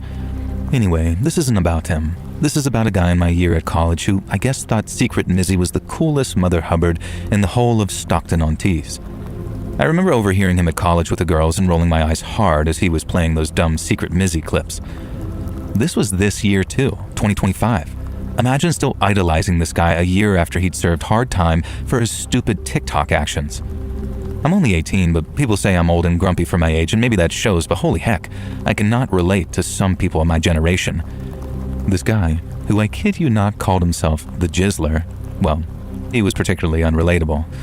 Also, horror of horrors, he had a crush on me, so he'd often lurk around me at college, flanked by his idiot friends who just guffawed at his lame jokes and encouraged him to do stupid stunts like leaping down the stairs and filming it, pranking the teachers and other students, all that kind of obnoxious stuff. He would film it and also live stream it to TikTok, where he had something like 10 followers. Secret Mizzy, he was not. This lameo couldn't even troll well. The Jizzler wasn't really someone I thought about unless I had to. But that day in March when this happened, he didn't leave me any choice. I'd walked from college with my bestie Annalise, and we were hanging out at my place doing media studies homework. My dad and stepmom were out with my baby brother and wouldn't be back until late that night. It was just past 6 when the doorbell rang. I went to answer it, figuring it was an Amazon delivery driver or something. The Jizzler and one of his stupid mates stood on the doorstep. They absolutely reeked of spirits, and as I looked, Jizzler took a deep inhale from a balloon.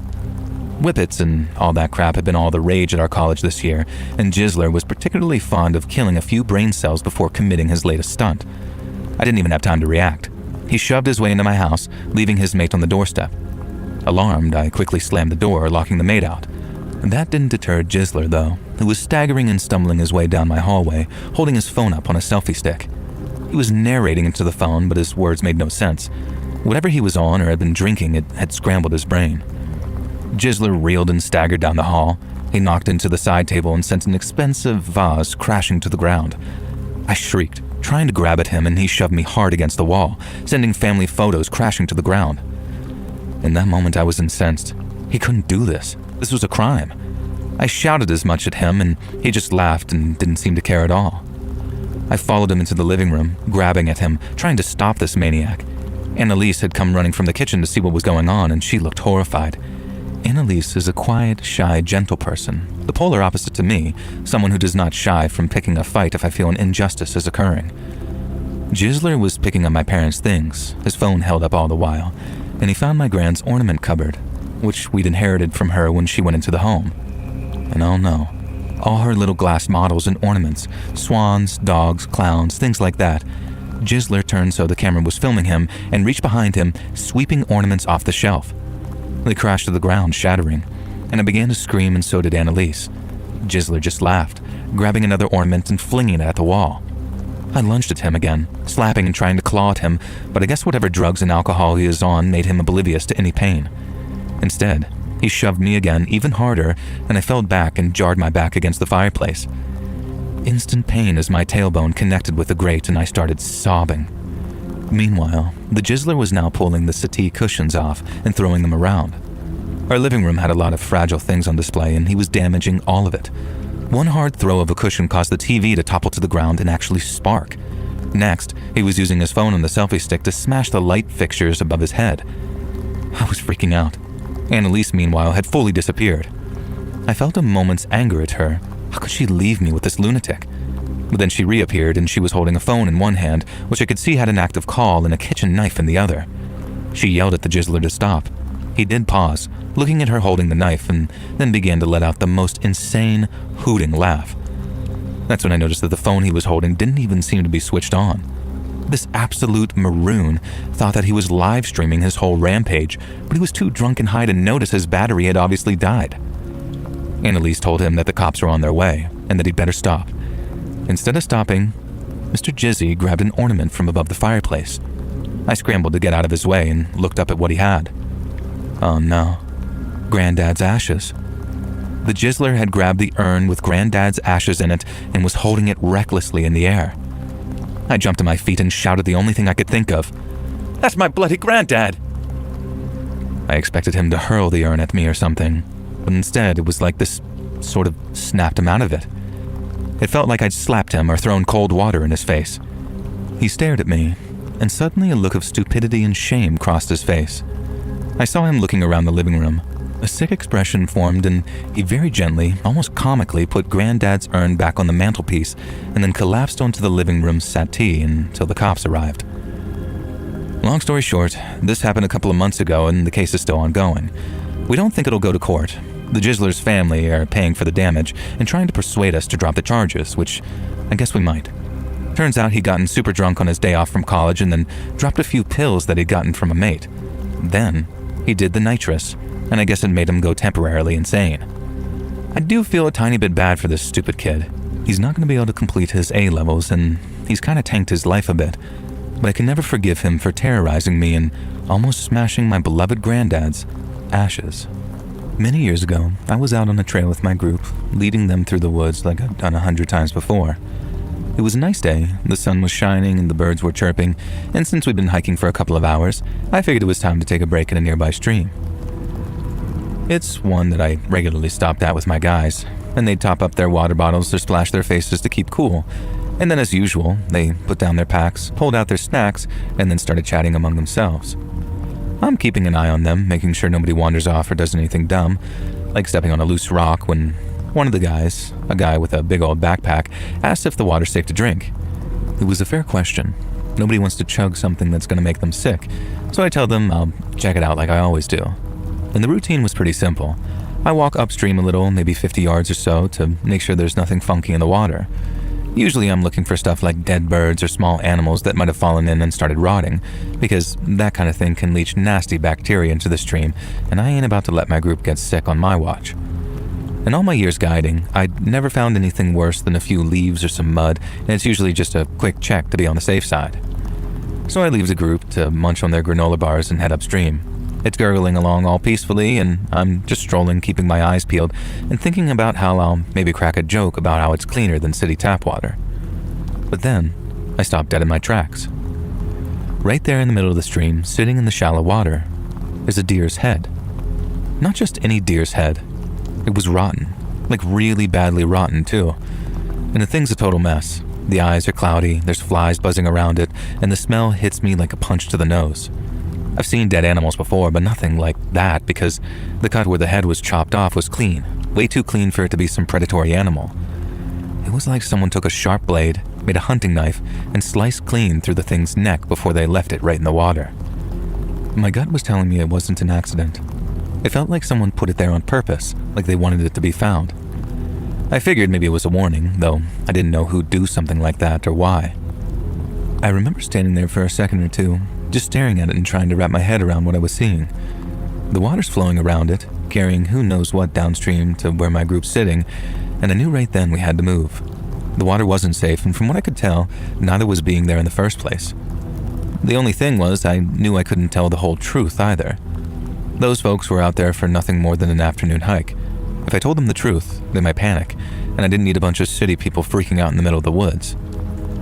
I put on my calm face, the one I use when I need to keep things under control, and then I tell them that we need to head back to HQ. When they asked why, I kept it simple and I calmly said that I thought there was a bear in the area, and it just so happened to be rutting season, and it's true that bears can get really dangerous during that time of year. It's a good enough story, and bears are scary, so nobody questioned it. I saw a couple of them looking a little nervous, but they trusted me to keep them safe, and that's exactly what I intended to do. I got them to grab their stuff, and then we started hiking back the way we came. The whole way back, I was keeping my eyes peeled, checking the trees and trail for anything else weird, but if someone was watching us, I sure as heck didn't see them. I kept quiet, but my mind was racing. Who'd do something like that? Was it some hunter messing around, someone trying to just scare us a little, or something worse?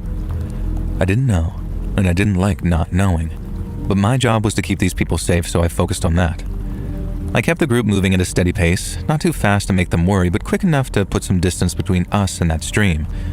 I cracked a few jokes and pointed out some birds, anything to keep their minds off that bear. They were wary at first, but I guess they trusted me enough that by the time we were around halfway back, they were chatting and laughing again. When we got to HQ, I pulled the manager aside and told him that we need to cut that trip short. I didn't go into details about the deer head, not right away at least. I just say that we spotted signs of a bear and didn't want to take chances. He nodded, knowing that I'd never call it quits for no reason, and tell me that I did the right thing. We got the group's fees refunded, no questions asked, and while they were still a little bummed about the trip getting cut short, they were happy to get their money back. A few of them even thanked me for keeping them safe, saying they'll book another trip later when the bears aren't so active. And I just smiled and nodded, telling them to come back anytime, but once they're gone, I sat down with a cup of coffee and told my boss what had really happened. We agreed it was probably nothing, just some idiot trying to spook us, but as I told him, it certainly didn't feel like nothing at the time. That deer's head still pops into my head sometimes like a message that I didn't fully understand yet. But the bottom line is I kept my group safe, and that's all that really counts. I don't have any home invasion stories per se because I'm homeless. Or I guess they call it unhoused these days because sure, that's the kind of thing people like me worry about, nomenclature and word use. Now anyways, I'm being a bit flippant, I do get it. It's why I realized that I do have a home invasion story even though, you see, I live in my car. And to me, that car is home. I've lived this kind of nomadic lifestyle for quite a few years, thanks to a combination of being down on my luck and also wanting to kind of stay off grid. I'm doing okay these days, so you and your listeners don't need to worry about me, and I love having Let's Read by my side in the cold or, right now, extremely hot nights while I camp out in my car. And when this happened, I had a different car with a nice back seat. This occurred in the winter of 2018, and it was a bitter one. I was parked in a lot in the middle of nowhere, bundled up in my sleeping bags in the back of the '87 Ford Fiesta I called home. I was dead to the world, completely asleep. I woke up to the sound and sensation of my world being shifted, though. Quite literally, in fact. My car was moving. What the hell, I thought? The sleep cleared from my head, and from under the sleeping bag, I heard two young-sounding voices. They were talking about taking the car for a joyride and having some quote-unquote fun in the fields. Apparently, they'd scored big by finding this abandoned car all by itself in the lot. Well, damn, I guess I'd been carjacked. Except I was still in the car, and they didn't know. So bear in mind, we were driving along at a decent speed by then, and I also had absolutely no idea who these kids were or what they might do. I decided that the only course of action I had was to hunker down, hide under the sleeping bags, and hope they got bored. I knew the area. I knew the kids around here were mostly good kids, just bored farm guys and dumb university students. I figured these guys were the former. They had local accents, and from their silly conversations, they honestly didn't sound like bad kids. On the other hand, they had stolen my car and seemingly hotwired it and were taking it for a joyride, so they can't have been that nice. I knew they must have hotwired the car because I had the keys in my pocket, and I was always particular about ensuring the car was locked and the keys were on me before going to sleep. Hell, I normally didn't sleep in the back seat in case I needed to make a quick getaway, but it was so cold that I'd taken to doing it at the time. The car was bumping and flying over potholes. We were clearly in backwoods countryside now, moving away from the coast into more touristy parts of Weston. I distinctly felt it when the car turned off the country lane and into a field. We were bumping and bouncing so hard that I felt my teeth chattering together. Recounting the story now, I probably sound pretty calm, but I was completely bloody terrified at the time. The more I wake up and my mind cleared, the more I realized what deep doo-doo I was in. They could crash and kill us all, or maybe they'd turn around and realize, hey, the homeless chump who owns this car is still here and we better not leave him alive to ID us. I couldn't even see them, remember? I was hidden under sleeping bags and too afraid to peek out, but I figured that two bored kids probably hadn't taken the precaution to wear a mask. They drove around for a while and I was genuinely plotting my escape. My options were to spring up and surprise them and try to appeal to their good nature or leap out of the moving vehicle. They weren't going too fast, and it felt like we were on muddy ground, so I was honestly preparing to take my chances with a sudden exit. What I'd do when I got out of the car, I had no idea. I didn't have to work it out though, because very shortly after deciding I was going to jump, the car pulled to a sudden stop. The kids were muttering something about being bored, and hope of hopes I thought I might be getting off scot-free. I even heard both of them slam the doors behind them as they left. And that's when I heard breaking glass, and then smelled the smoke. What do joyriders usually do when they're done with an abandoned car? Well, in this case, they torch it. And that's exactly what happened here. I had no idea if this is a regular occurrence in the States, but here in the UK, it was almost a rite of passage for some kids to steal a car, take it on a joyride, and then light it on fire. They'd usually target old abandoned cars or even their own if they had reached the end of its life. Burning it and dumping it is cheaper than disposing of a car officially. So the kids had thrown a makeshift Molotov cocktail through the open window, and of course, they didn't know that I was still in the car. Flames were licking up the front passenger seat already as I tore my sleeping bags off and tried to open the back door. It was locked. I fumbled with the awkward manual lock and then began to panic. I banged on the window. This got the attention of the joyriders and I finally saw them. They were gesturing to me, and it looked like they were talking frantically. For a moment I thought they'd leave me there, let the witness burn with the evidence, so to speak. Thankfully, they were better kids than you might expect. I guess in retrospect, that's why it's easy for me to say that. They ran to the car, smashed the windows, and then helped me get free. What followed was a panicked, tearful plea of contrition as the three of us ran from the field, none of us really wanting to have to deal with the cops. The boys were home from uni and swore they genuinely thought the car was abandoned. They said their friend told them that it had been there for weeks, and I choose to believe them. I've never seen two kids more sick with guilt and worry, and while it caused me some short-term inconvenience, I don't regret my decision to write the car off and abandon it. The boys' families were incredible, kind and understanding, and they made sure things were and are right with me, and in them I found friends for life. It was a very happy ending to a story of extreme irresponsibility, but at the time it was absolutely terrifying. They know I'm sending the story to you, and I think them and their family will get a kick out of it if you do actually run it. I've changed some details majorly, and it didn't really happen near Weston. We picked that location for a reason. We stay in touch to this day, and they've helped me more than I can ever express. But it's incredibly bizarre to think that I met these people by them stealing my home with me in it and driving me almost to my doom. Way back in 2005, I was a 19-year-old lad living in Sheffield when I discovered a little band called Dimmu Borgir. Dimmu Borgir are a band who play black metal, and their songs are called things like Blood Hunger Doctrine, Progenies of the Great Apocalypse, or the charmingly named The Death of All Saints and the Kingdom of Hell. They dress like you might imagine them to as well, as in nothing but leather, boots with spikes on, and lots of what they call corpse paint. Picture the band Kiss and the way they paint their faces. Now imagine the most monstrously unsettling version of that possible, and that's what corpse paint is. They're not trying to look cool as such, they're trying to look genuinely unsettling, and from the moment I saw it, I was entranced. But it wasn't just the music or the clothes that fascinated me, it was the culture. And that culture can be best summed up with the story of a band called Mayhem. Or maybe it's more of a chapter in the story of Mayhem, but it's a big one. So, long story short, one current member of the band, Euronymous, and a former member of the band, Var Vikernes, got into a dispute involving royalties. But then, rather than see each other in court, they got all gangster rap about it and started issuing death threats to one another. Eventually, the former band member tracks down the current band member and pays him a visit at home. Then, after a violent struggle, the current band member is murdered.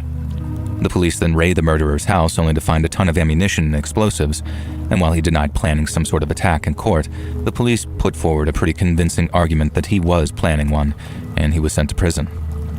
Now, I know how childish this is going to sound, but I'm almost of the opinion that if you don't regret at least some of the stuff that you did and thought as a teen, you neither lived nor grown. But back when I first read all that stuff about Dead and Euronymous and Var Vikernes, I thought it was cool. These guys didn't just talk the talk, they walked the walk. They didn't just write about pain and suffering and death, they were actively inflicting and reveling in it, and something about that authenticity was magnetic to me. The same could be said for tens of thousands of other fans too, fans who saw their own anguish and frustration reflected back at them through black metal music. A big theme in black metal was a rejection of modern society, with fans saying they felt more at home in the woods than in a town or city. And so there were all these interlinking themes of violence and isolation, anger and depression, all wrapped up in a Satan-worshipping bow. And while that all might sound quite standard for a teenage boy and his innate sense of rebellion, black metal attracted a much more genuine sort of malice. As I got more and more into black metal, I started making friends who shared my much more darker tastes. I still chilled with my old metalhead schoolmates, and I still count one of them as a close friend even all these years later. But then once a week I'd head over to a black metal night at a metal pub we used to frequent, and that's where I met Toby. Toby called himself Corpse Eater, but I'll just call him Toby here. Of all the black metal fans that used to drink in the Dove and Rainbow, he was the most hardcore. He also had what you might call an aura of darkness about him. Toby didn't just make black metal his whole personality. He'd actually been to Norway, the genre's birthplace, and had visited the site of the Holmenkollen Chapel. It had been rebuilt by the time he visited, and it had been burned down in the early 90s by the same guy who murdered his former bandmate, Var Vikernes, and to Toby, seeing it was akin to a religious experience. He considered it a kind of pilgrimage because he wanted to do exactly the same thing in the UK. It was also a pilgrimage that was recognized and respected by black metal fans everywhere because Toby had basically spent all his money on a ferry ticket from Newcastle to Norway via Amsterdam, then begged, borrowed, or stole in order to eat and travel.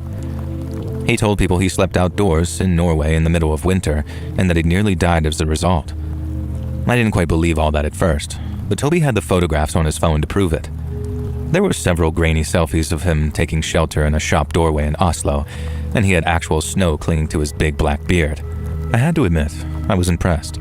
Not quite in awe like some of the other black metal fans who drank in that bar, but impressed nevertheless. Then over weeks and months that followed our initial meeting, me and Toby got to be good friends. Toby was good fun, but he was wild, and I mean really wild. He didn't work, but he didn't claim benefits either.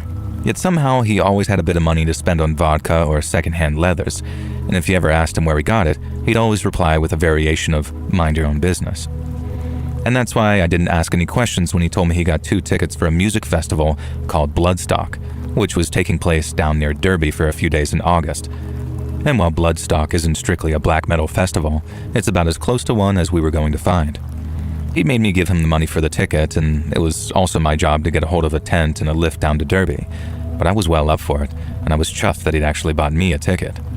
Toby could have picked anyone to take to Bloodstock, but he picked me, and while that was probably because he knew that I had access to both a car and a tent, it still felt special, I guess. We drove down on Friday the 14th, and we parked my car and started making our way towards the gates, and I thought we were in for the time of our lives. It was my first ever music festival, and I was buzzing to be there. Toby, on the other hand, being a few years older, had been to loads, so he took the lead. We found ourselves a spot to camp at the very edge of an open field, so we had trees on one side of us and a sea of tents on the other.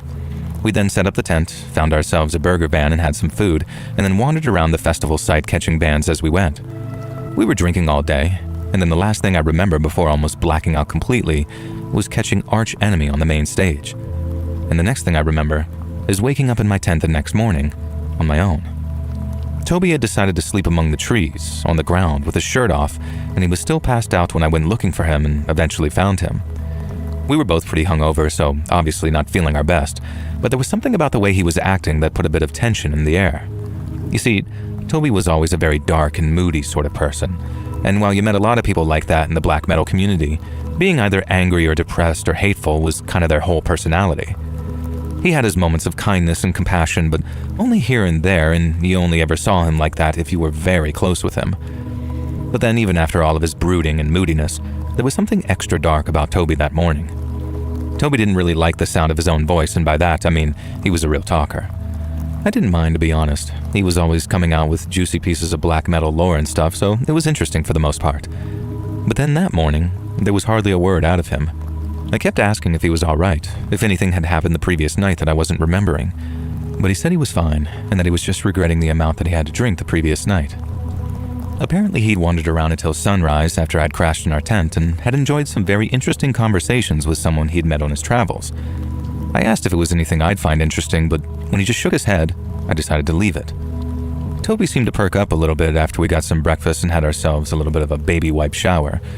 And then after covering ourselves in corpse paint, we started to get very excited as we made our way to the stage where Cradle of Filth was playing. It was the most animated I'd seen him for quite some time, and at first, he was in a good mood, and people around us were enjoying his antics, some of which included Growl screaming the words Av Satanus and pouring packets of fake blood all over himself when he was already covered in corpse paint. But then once Cradle of Filth took the stage and started their set, Toby went absolutely haywire. At first, all he did was headbang and scream along with the songs, but then about halfway through the set, he started getting physical with me. He'd grab me by the shoulders, scream in my face, and sometimes he'd bang our foreheads together so hard it actually hurt. But as weird as it sounds, I didn't really mind. We'd actually do stuff like that quite often back in my flat after the pub, so I just screamed back at him and joined him in the headbanging. But then he started doing it to other people, and some of them didn't seem to appreciate it at all. A few guys seemed to enjoy it at first, when Toby grabbed them and started screaming, but when he headbutted them hard enough for it to hurt, they'd either shove him off or try and go for him, at which point his mates would hold him back to stop everyone getting carted out by security. I tried to calm him down a bit, to get him to stop hassling people near us, but not only would he not listen, he got worse and worse and worse. Eventually I kind of snapped at him, and after dragging him away to the side of the marquee away from the people, I told him to chill out or I was leaving. And his response was to throw a punch at me, a really bloody hard one too, and if he hadn't been so drunk, it might have connected. And well, that was it. I went mental, and after we started scuffling, it took maybe a minute or two before the pair of us were getting dragged out of the tent by members of security. And the next thing I know, I'm outside, and I'm trying to explain to the security guy that me and Toby are just friends that have gotten into a bit of a bust-up, but all he's interested in is separating us. I suppose that was their job, wasn't it? To keep people separated if they're fighting. But by the time he'd finished giving me a warning and told me to cool down before coming back into the tent, Toby was nowhere to be seen. I had a little look around, calling out his name, and while you might think that it would be easy to spot a 6-foot man in corpse paint who's also covered in fake blood, I had no luck. Toby had apparently vanished. I spent the next few hours looking for him, then giving his phone a call every so often to see if he'd pick up, but he didn't. As I walked, it slowly began to dawn on me that I was probably going to have to spend the day alone, and in the end, that's what I did. I had a mooch about, went to see the bands I wanted to see, and although I kept an eye out for Toby at all the places I thought he might be, I didn't catch sight of him. To say it was disappointing would be an understatement, a massive one, and then after catching the last few bands on the main stage, I made my way back to our tent in the hopes that I'd bump into Toby on the way back. When I got there, the tent was empty, but it was also unzipped, so I knew Toby must have been back at some point. Then right as I'm about to give him a call, I hear someone calling my name from the trees near our tent. It was Toby. I was just relieved to know that he'd made it back okay, and the first thing I did was apologize for that scuffle, so we'd start off the interaction on good terms. I'd never gotten anything like that with him before, physical violence I mean, so I didn't really know how he was going to take it. But from the sound of his voice, he didn't seem to mind at all. He said something like, "Don't worry about it, all forgotten," and I could tell that he was drunk from the way that he was slurring his words. But then he said, "Listen, I found something, and you need to see it." I asked him what, and in a voice that sounded unusually giddy, Toby said it was a surprise. And when I say unusually giddy, I mean I'd never heard Toby sound like that before. ever. So my first thought was, okay, he's probably on mushrooms or MDMA or something because this is not like him at all. I asked him what kind of surprise as I walked towards him, and even though it was almost pitch black, I could see his bright white torso and face still covered in the corpse paint. Looking back on it, he looked terrifying, but I was too drunk, tired, and relieved to do anything but walk towards him. As I got closer, he turned away from me. Then as I started following him into the trees, I asked a second time what his surprise was. He replied, and I'll never forget the way he said this, "Something I've wanted to show you for ages now."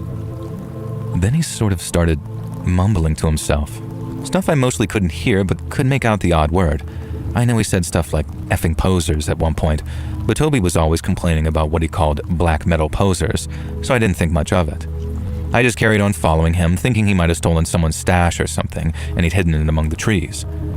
Then when he knelt down in the dark by a tree and picked something up off the ground, I thought my little theory had been proven right.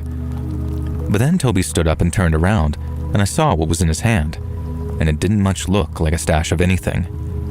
It looked like some kind of cloth or leather wrap, and it seemed to be too flat though, not like a bag or a pouch or anything. So as Toby's unwrapping whatever's inside, I'm watching in my booze-induced haze with my brain only working half as fast as it should. Because when that wrapping fell away, revealing a long, curved, and silvery-looking blade in Toby's hand, all I said at first was, "Cool, where'd you get that?" But Toby didn't say anything. Instead, his face twisted up with this horrible look of determination, and the big gothic-looking Bowie knife thing that he had started trembling in his hand. I remember taking a step back and asking him, "Mate, what are you doing?" But he still didn't say anything. All I could hear was his breathing getting deeper and louder as he worked himself up to do something I never thought possible. I asked him again what the F he was playing at, but that time, he lunged at me with the knife, swinging it wildly as he did so.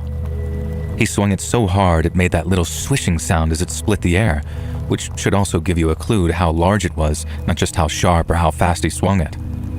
I had enough distance between us to avoid his swing, but afterwards, I had to speed up to keep a safe distance because Toby was starting to speed up and getting more and more keyed up as he did. I went from asking what the hell had gotten into him to screaming for him to keep his distance and stop swinging the blade. We'd now gone past our tent, and I was walking backwards past other people while trying not to trip over their guide ropes. I was still shouting at him to stop, and since there were literally hundreds of people around, gathered in little circles outside their groupings of tents, it took just a few seconds before people clocked what was going on. I was literally begging them to help me when this big fella stepped in. I remember he had a mohawk, a long one tied back in a ponytail with the sides of his head shaved.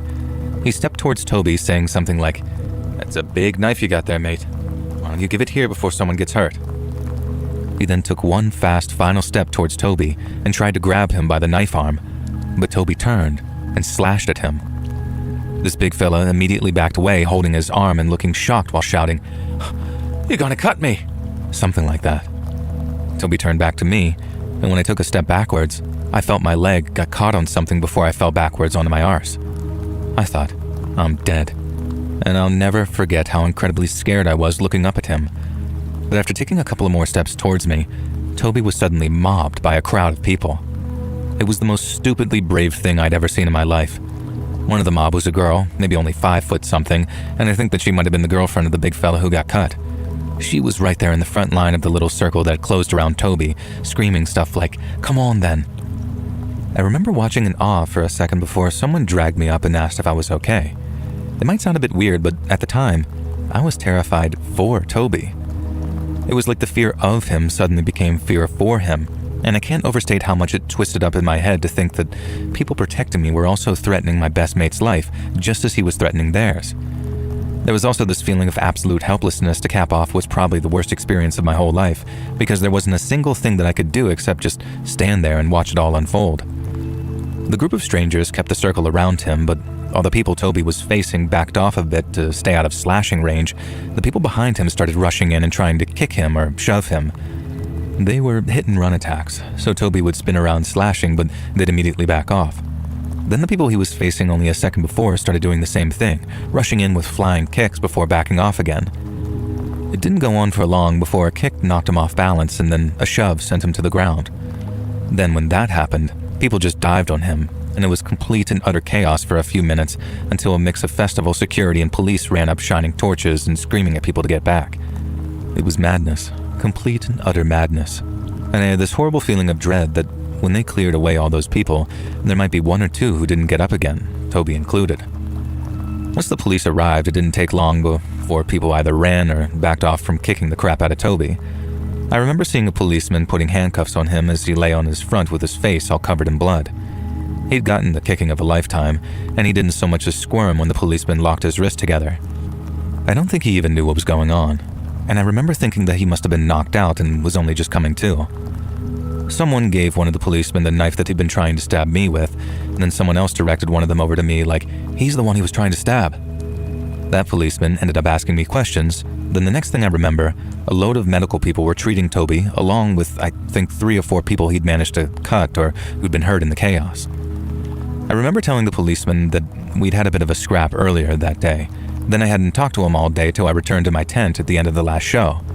He asked if Toby was on drugs, and at first I sort of instinctually said no. But then realizing how stupid I was being, I changed my story and told him that, yeah, Toby was probably on all sorts of things.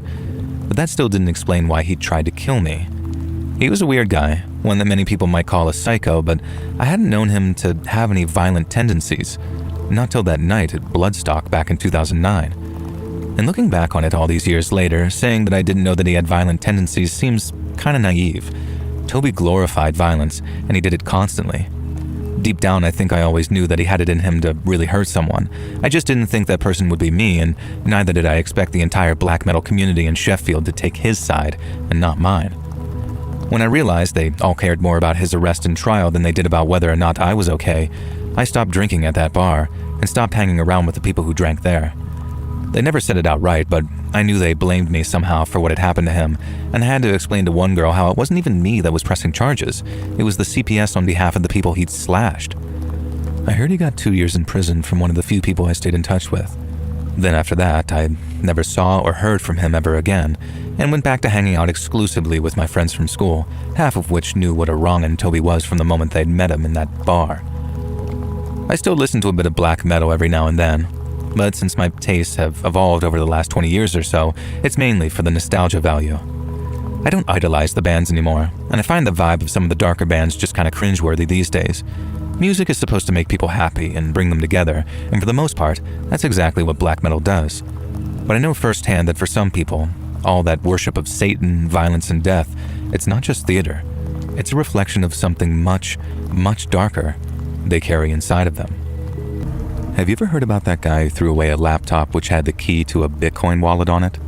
Some British dude called James Howells threw an old laptop into the trash, then didn't realize the key was on its hard drive till it was all the way down at the city dump. When he accidentally tossed it out, the Bitcoin was worth around $8 million, and by 2017, it was worth $100 million. And now in 2025, it's worth almost $250 million. And that's right, billion with a B.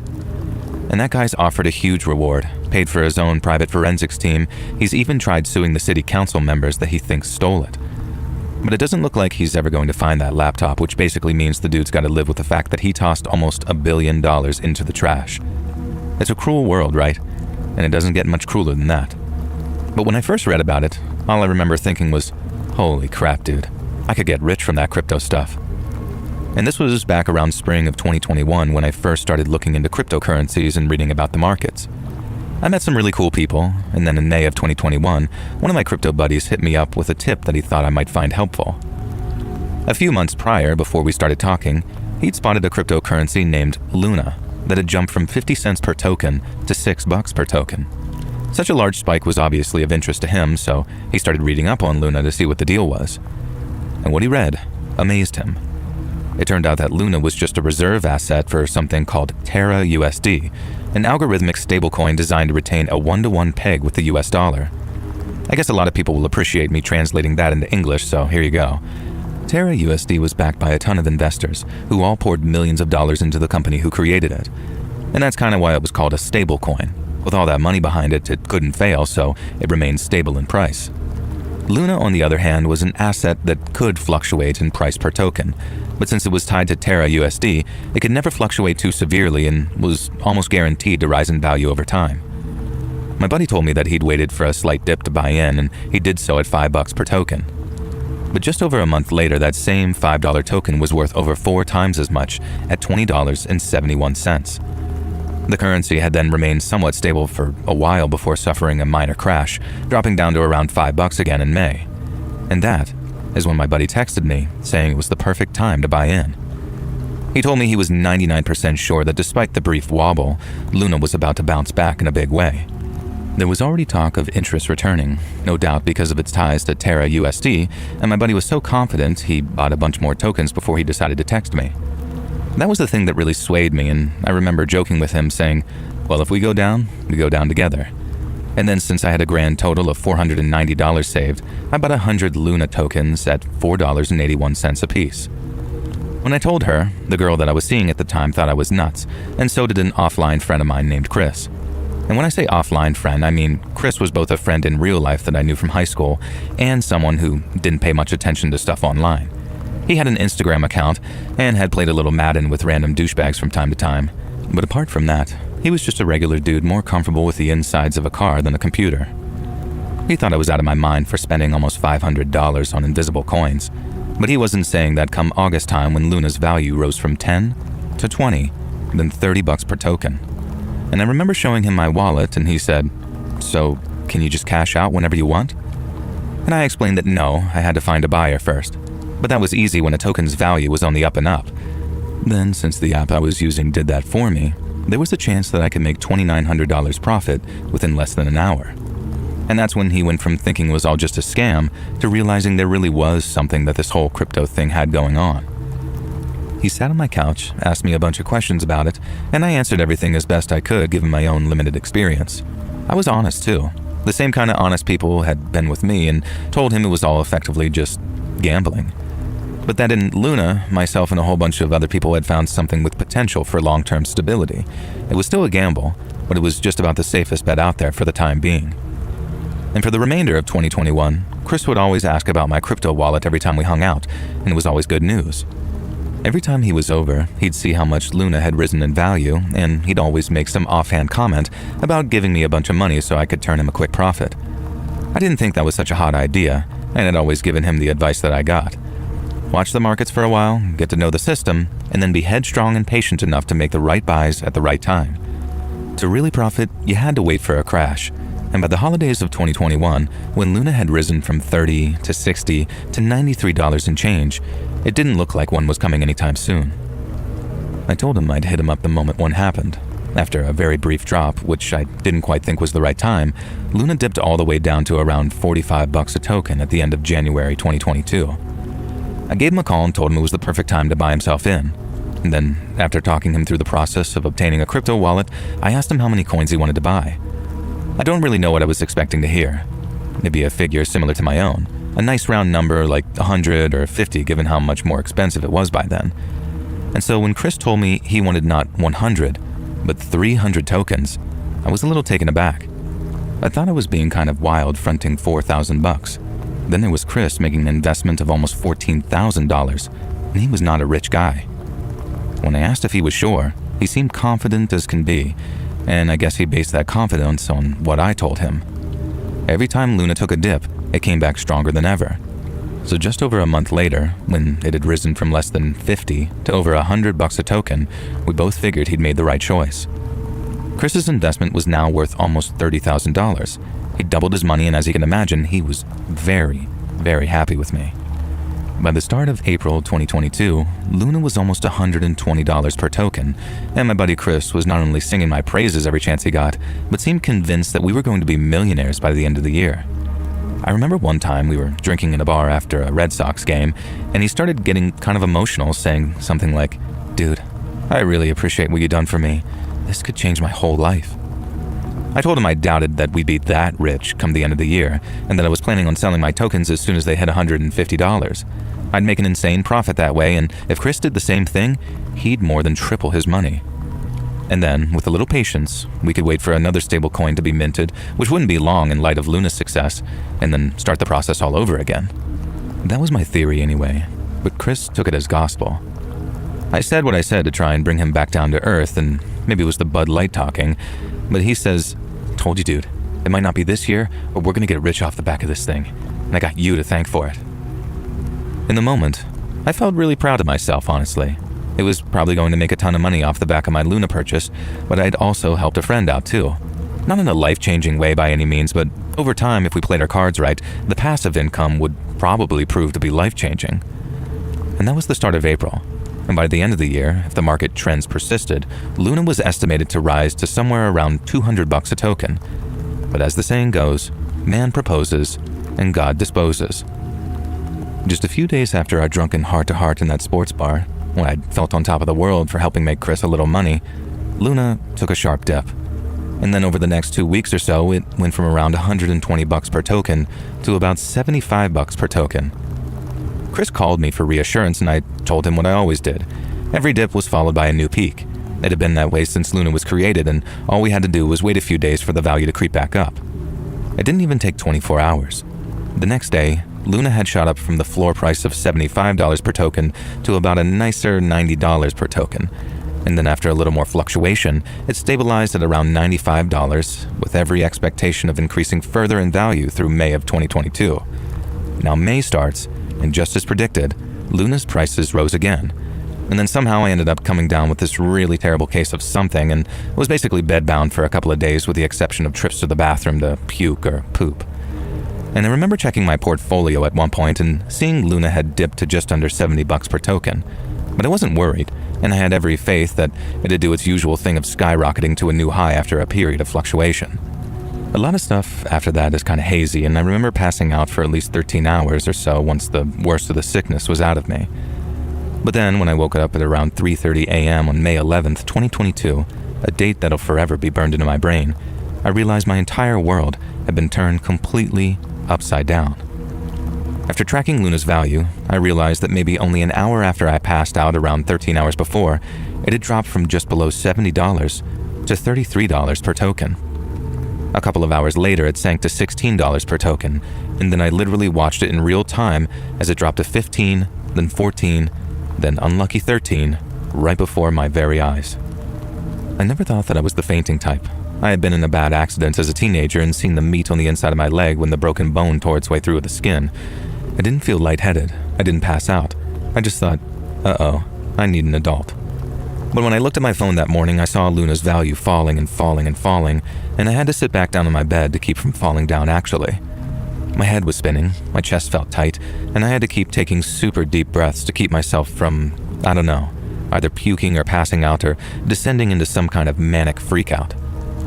I started checking forums, message boards, and group chats I was in for any clue as to what had happened. I hope to God I'd read something reassuring, something about Luna being set to bounce back after suffering a glitch or miscalculation in the blockchain or whatever. But I saw the opposite. Luna had crashed and it wasn't coming back. But how the hell had such a stable asset suddenly crashed and burned like that? Okay, so remember how I told you about Luna being tied to that Terra USD, and how that was tied to the US dollar to keep everything nice and stable? Well, that turned out to be a lie. The dudes who created it told everyone it was supposed to maintain a 1-to-1 peg with the US dollar, but that was nothing but a ruse to lure investors into what was ultimately a kind of unconventional Ponzi scheme. In other words, it was a scam, a very well disguised one that fooled a lot of people, and I fell for it too. But then in doing so, I hadn't just lost $400 of my own money. Chris had lost tens of thousands of dollars, and he was pissed. When I woke up from my super sleep, one of the things that had me suspecting something was wrong was the fact that I had like 50 missed calls from Chris, along with almost 24 text messages too. I guess he got an alert that Luna was crashing, and then went into full-blown panic mode while I was passed out. His text progressed from stuff like, "Bro, are you seeing this?" and "Dude, this cannot be happening right now," to stuff like, "Pick up the effing phone, bro," and "Are you ducking me right now? Pick up the phone." I remember tapping the little call symbol, very frantic, and then getting nothing but rings until I hit voicemail. I told Chris to call me back as soon as he was awake because even though his last call had come almost 40 minutes prior, I figured that he had to sleep since 4 a.m. was fast approaching at that point. But part of me doubted that he was asleep, mainly because there was no way that I'd be sleeping if I was in his position. And I was right, because maybe only 15 to 20 minutes later, someone started buzzing my apartment from downstairs. I have one of those little intercoms, the kind with a little screen so you can see and talk to the person buzzing you, and I had a pretty good idea of who it was before I saw. It was Chris, but he didn't look angry. He just looked almost deflated. I pressed the intercom button and told him to come on up, and then I walked back into my kitchen to turn on my coffee machine and let it warm up because I figured that we had a long and painful heart-to-heart ahead of us. I grabbed 2 cups from the cabinet and then heard Chris's footsteps in the hallway outside. I started walking to the door and then said something to him like, "Hey man, I'll open up." And he responded by slamming what sounded like a fist into the door before growling, "Open the F up." He sounded completely sauced, like drunk as a goddamn skunk, so instead of just opening the door, I took a look through the peephole and then saw Chris literally swaying back and forth on the other side of the door. It wasn't like a dramatic swaying, it was very subtle, but that's how drunk he'd gotten himself, so drunk he could barely stand. I remember how my hands reached for the latch and door handle before suddenly, I paused. I had this flash of an ultra-drunk Chris smashing up my apartment like a bowl in a china shop after some boozed-up argument descended into violence. I thought maybe I was just overthinking it, but no sooner had that thought popped into my head, Chris slammed his fist into the door again with a loud yell saying, "Open the effing door, we need to talk." And that feeling came back fast, the one that made me think letting him inside wasn't such a good idea. And so I suggested he go back home and just sleep it off so we can talk about it over the phone come the morning. I even suggested I'd order him an Uber on my dime by way of an apology for not picking up his calls. And then I was halfway into explaining how sick I'd been when something slammed into the door so hard it made me jump back. I figured he was trying to kick my door in because I heard bam, then bam, and then bam, one each harder than the last. I started yelling at Chris to stop, and he gave the door a few more kicks before he stopped. But then he launched into some sloppy drunk rant about how he was going to kill me when he'd finished kicking my door down. I tried explaining what happened with Luna, as in why it had crashed and all of that, but it was no good. He was yelling too loud to hear me, and even if he wasn't, I don't think he was lucid enough to even understand. He kept saying, "Open the door, James, open the door," in a way that honestly sounded like he was losing his mind, and that alone scared the crap out of me. But I also was faced with the very real possibility of having to violently defend myself against one of my best friends, and that's a feeling that I wouldn't wish on my worst enemy. The kind that makes tears well up in my eyes just thinking about it now, even all these years later. And in the moment, I knew I should call the cops, but I couldn't. I couldn't do that to him. Part of me figured that I could just talk him down, but the other part knew I couldn't. I remember thinking that maybe just seeing me holding a knife might shock some sense into him, but I couldn't bring myself to go get one either. I just kept saying, "Please, man, don't do this. This isn't you." But Chris didn't stop. Not until I heard someone else out in the corridor yelling at him to stop. I recognized that voice of my neighbor from down the hallway, but I also recognized the fear and surprise in Chris's voice when I heard him angrily say back, okay, I'll stop." I knew my neighbor must have been pointing a gun at him or something because when I looked through the peephole, Chris literally had his hands in the air as he backed away from the door, and then I heard my neighbor yell at him to get out of there before he gets himself shot.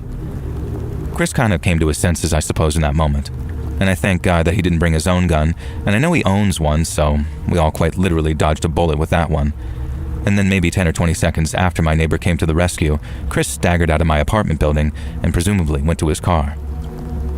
I thanked my neighbor a whole bunch, and he'd already called the cops, so one arrived not long after to ask what had happened. And while I told him everything, start to finish, I also said that I didn't want to press charges against Chris because he wasn't in his right mind. I remember telling the cop about all the crypto we lost, and when I told him the amount, he said, "How much did you guys lose?" He couldn't believe it. He didn't even know what crypto was, really. Before he left, he advised me to keep my distance from Chris for a couple of days. A phone call might be an idea, as he might be happy to hear that I wasn't pressing charges. But I wasn't to do something stupid like show up on his doorstep, otherwise it might be me getting a gun pointed in my face. Now, I tried calling, but he didn't answer. I tried texting, but he didn't reply.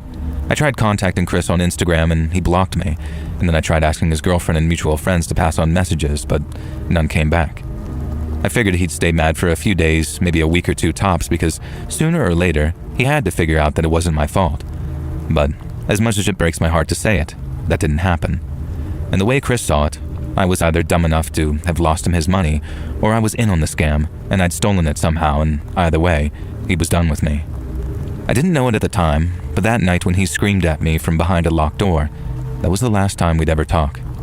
And there marked the end of my crypto journey. I didn't throw away a laptop with almost $1 billion, but I threw away a friendship, and those are worth more than money could ever buy. Born on September 20th of 1961 in Baltimore, Maryland, Sharon Rena Lopatka was the first of 4 daughters born to Mr. and Mrs. Abraham J. Denberg. As a young lady, she was a cantor at the Beth Tefillah Synagogue in nearby Pikesville and was a part of her high school sports teams and choir club. Peers described her as being as normal as you can get, and then sometime following her graduation in 1979, she began dating a construction worker named Victor Lopatka. Sharon's Orthodox parents didn't entirely approve of the relationship, but that didn't deter her in the slightest. She moved into his Hampstead tract house in 1990, and they married the following year. In 1995, Sharon and Victor were living in Ellicott City, and to bring in a little extra cash each month, Sharon began an online advertising business based out of their home. Her first venture, House of Dion, sold mail-order home decor guides for $7 apiece. An advertisement on the website read, "Home decorating secrets seen in the posh homes from the New England states to the Hollywood homes can now be yours. Never published before. Quick, easy ways to decorate your home." Sharon proved such an effective advertiser that she was able to begin selling her copywriting skills for $50 per copy, and did so under the trading name Classified Concepts. Victor, who was initially skeptical of a nascent internet's money-making potential, was as proud as he was surprised by his wife's success. He encouraged her to continue her enterprising ways, which resulted in Sharon spending more and more time on the internet. In addition to her copywriting and home decor guide businesses, Sharon began managing the sales department for several websites offering psychic readings to its users. She also negotiated herself a percentage of sales from other services, some with premium rate telephone numbers by advertising them on her websites. Within just a few short months, Sharon had transformed their home computer into a home enterprise, and it's clear she recognized the internet's near limitless capacity for commerce. Yet unfortunately, in her quest to provide for her family, Sharon began venturing into the seedy underbelly of the Let's Read YouTube channel. Yet unfortunately, in her quest to provide for her family, Sharon began venturing into the seedy underbelly of the World Wide Web. Even in the internet's earliest years, the adult entertainment industry fielded a strong presence, having recognized the potential for widespread distribution and subscription-based payment systems. Sharon was no different, and immediately saw what a huge demand there was for online adult entertainment. With her strengths lying in marketing, Sharon offered her services to a number of distributors, and once again found a huge demand for her lucrative skill set. Yet it wasn't long before Sharon observed another pattern of online behavior. The more extreme the adult entertainment, the more money there was to be made. Sharon noticed that those interested in the more extreme varieties, which depicted subjects being restrained, hypnotized, or chloroformed, would pay double, or sometimes triple what consumers of milder varieties were willing to hand over. And to her, it was a no-brainer. She could receive up to 3 times her regular rate of pay for the same amount of work, and so, under the pseudonym of Nancy Carlson, she once again raised her salary ceiling, much to the delight of her husband. As Sharon began tailoring her online expertise to the more perverse and depraved, she began selling her undergarments, and it's here that her interests appeared to shift from professional to personal. She transformed the mere pseudonym of Nancy Carlson into a full-blown online persona, and while visiting obscene chat rooms, would pretend to be a 300-pound dominatrix who starred in several adult films. It's believed Sharon would offer a certain kind of online chat session in exchange for cash, which once again contributed to her ever-rising revenue. But somewhere along the way, her behavior took a dark turn. She began posting advertisements which claimed her ultimate fantasy was to be kidnapped, tortured, and killed by a masked stranger, and did so with such authenticity that it generated a huge amount of activity. Some offered to fulfill her fantasies, while others, such as a user named Tanith, felt Sharon was going too far. Tanith, who claimed to be some kind of online activist, appeared concerned for Sharon's mental health and gently warned her of the potential consequences. But Sharon did not explain that her posts were eccentric entrepreneurialism, nor did she claim that they were just unrealistic fantasies. Instead, she replied, "I want the real thing. I did not ask for you to preach to me." It was a Sunday morning on October 13th of 1996 when Sharon told her husband she was driving over to Georgia to meet some old friends. Her husband wished her a safe trip, then went about his day as normal, but Sharon was not headed to Georgia. Instead, she drove for 45 minutes towards Baltimore's Pennsylvania station, then arrived in Charlotte, North Carolina at around 8:45 p.m. Around the same time she arrived in Charlotte, Sharon's husband noticed a handwritten note she left lying on the kitchen table. It's not clear exactly what was written, but not only did Sharon request that her husband refrain from searching for her, but she wrote, "If my body is never retrieved, don't worry. Know that I'm at peace." Victor rushed to inform police that his wife was missing and potentially in danger, but it was already too late. Sharon had already met with the man she'd made an unholy arrangement with, Robert Glass. For nearly 16 years, Robert Frederick Glass lived an unremarkable life as a computer analyst working for the government of Catawba County. He wed a woman named Sherry, with whom he'd shared 3 children, and their marriage lasted 14 happy years until May of 1996, when Sherry logged onto her husband's computer. There in Robert's email account, Sherry found several emails she later described as raw, violent, and disturbing. Under the usernames Toyman and Slowhand, Robert had secretly been visiting illicit chat rooms for years. But he wasn't simply swapping pillow talk with like-minded strangers. He seemed to delight in the prospect of inflicting suffering on the innocent, and he did so in a way that suggested it was far more than just a mere fantasy. Sherry promptly filed for divorce, and given the nature of his indiscretion, Robert Glass lost access to his children. This proved understandably devastating for Robert, but instead of pulling himself away from such perversions and living a cleaner existence, he poured himself into his depravities as a coping mechanism. Over the months that followed, Robert sank deeper and deeper into debauchery and grew steadily more fixated on the thrill of inflicting suffering and taking lives. Then eventually, in August of 1996, Robert Glass found one of Sharon's posts, and the two began an unhealthy and obsessive online affair. They exchanged 900 pages worth of emails in just over a month, before eventually coming to a nightmarish agreement. They would meet up, then after a few final days of depravity, Robert would end Sharon's life. During the missing persons investigation that followed her husband's report, detectives gained access to Sharon's computer, and it's here they discovered the exact nature of her communications with Robert Glass. Maryland detectives swiftly contacted their North Carolina counterparts, who arranged for Glass's home to be put under surveillance. Officers then spent 24 hours staking out his house, but there were no sightings of Sharon Lopatka. And then finally on October 25th, a judge issued a search warrant for the home and police swooped in. Inside the house, officers discovered several of Sharon's belongings in addition to bondage equipment and drug paraphernalia. They also uncovered a .357 Magnum handgun along with several computer disks which appeared to contain child exploitation material. But it wasn't until officers searched the home's backyard that they made the most chilling discovery of them all. Buried under a mound of soil around 75 feet from the house, officers unearthed body parts belonging to Sharon Lopatka. Glass was at work when he was arrested, and then after being charged with first-degree murder, he was held without bond at the Caldwell County Jail.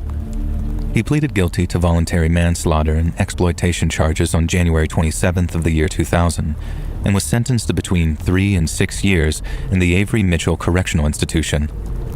Glass was also sentenced to an additional 27 months on federal charges of second-degree minor exploitation to be served consecutively. In an interview conducted during his imprisonment, Glass admitted to fulfilling Sharon's torture fantasy, but was quick to add that her death was an accident. "I don't know how much I pulled the rope," he said, "but I never wanted to kill her." John Butts, the chief state medical examiner of North Carolina, agreed with Glass's claim that the strangling was accidental. Police did not. They described the death as intentional, and unfortunately for Glass, they had 900 pages of written evidence to support their claim that Sharon's murder was both intentional and premeditated. The Lopatka case was reportedly the first in which a murder suspect was put in custody by a police department based purely on email evidence. Then, in its aftermath, most of the media coverage emphasized the dangerous consequences of meeting strangers from the internet. Several people requested that a type of censorship be created to better protect humans from killings like that of Lopatka's. Scott Bradner, a consultant with Harvard University's Office of Information Technology, vehemently disagreed. "Blaming the medium for the difficulty of some people who exist in society is wrong," he said. "It's the Luddites of the world who claim new technology is inherently evil." Sharon's case might be symbolic of the risks associated with spending too much time online, but her malady is not a new one. One evening in September of the year 1791, a Czech composer living in London named František Kocwara decided to visit a lady of the night. A few hours later, once the pair had eaten dinner, Kocwara paid Susanna Hill 2 shillings before requesting she castrate him. Hill refused, but agreed to strangle Kocwara during intimacy. But then, by the time they were finished, he was dead. One of the first recorded cases of what we might call carnal asphyxiation, Susanna Hill was charged with František Kocwara's murder. But following her trial at the Old Bailey on September 16th, the jury accepted her testimony and she was acquitted on all charges. Robert Glass, on the other hand, received no such mercy. He was incarcerated at the Avery Mitchell Correctional Institution in North Carolina, then spent the next 2 years as an exemplary prisoner who appeared racked with regret. The guilt seemed to have weighed heavily on Glass's heart too, because on February 20th of 2002, just 2 weeks before he was set to be released, he suffered a massive myocardial infarction. Glass was rushed to the Spruce Pine Community Hospital, but was later pronounced dead at exactly 1:30 a.m. the following morning. His death marked the end of a terrifying chapter in the history of digital criminality and illustrates what can happen when dark, violent fantasies collide with the harsh light of reality. My name's Ben, and in the summer of 2008, me and a few friends decided that we'd go to the Leeds Festival. And for those that don't know, Leeds Fest is a 3-day music and camping event that's named after where it's held. In years prior, the mostly indie band lineup had never interested us, but when the 2008 lineup was announced, that all changed. Leeds 2007 featured the likes of Arcade Fire and Kings of Leon, with Fall Out Boy delivering a twist of pop punk. But then in 2008, some of the first acts announced were Slipknot, Metallica, and most importantly, Rage Against the Machine. I had been a huge fan of Rage ever since I saw the music video for Sleep Now in the Fire around the year 2000. But since I was only 12 when I got into them, and considering they broke up just a year after that, I thought my chance to see them live had very much come and gone. I was ecstatic in 2007 when rumors of their reformation circulated, but even when they did, I thought that they'd just do a few shows up in the US, but never tour Europe. So when it was announced that they were playing Leeds, I fought tooth and nail to get a ticket, and so did my friends. And to get there, we convinced my friend's dad to drive us down in the back of his van, but not like a people carrier. I'm talking like a big white van with nothing but storage space in the back. And this was very illegal, but very cool, like we were being smuggled into an actual music festival. The vibes were great from there on out, and that first day, we caught Dropkick Murphys, Feeder, Tenacious D, and Metallica. Sadly not Slipknot, as Joey Jordison, rest in peace to the drum god, had to pull out with some health issues. We all headed back to the tents, had a few drinks, and then woke up on that Saturday raring to go. We all liked Metallica, but we had Queens of the Stone Age and Rage to look forward to, so we spent the whole day floating from show to show in anticipation of the big two come the end of the day. The thing is, we weren't the only ones. With them being such a massive band, Queens of the Stone Age pulled a huge audience, and as their set came to a close, the legions of people who'd bought a ticket purely for Rage Against the Machine started filtering through the crowd and closer to the stage. My friends and I did the same, not pushing, but just weaving through the groups of people until we were as close as possible to the band we'd all come to see. The only problem was, that's exactly what everyone else did too. As more and more people pushed their way towards the front, people nearer the back started bunching up too, and before long, my friends and I were all squished together, and there was barely room to move. We weren't uncomfortable just yet. Having your personal space violated is all part of the festival experience. But after the band took the stage, then opened with Bulls on Parade, everything changed. As you can imagine, everyone went mental when Rage played their first song, and there was enough moving and jumping around that it opened up a bit of space. But when they finished and went into their second, the crush started.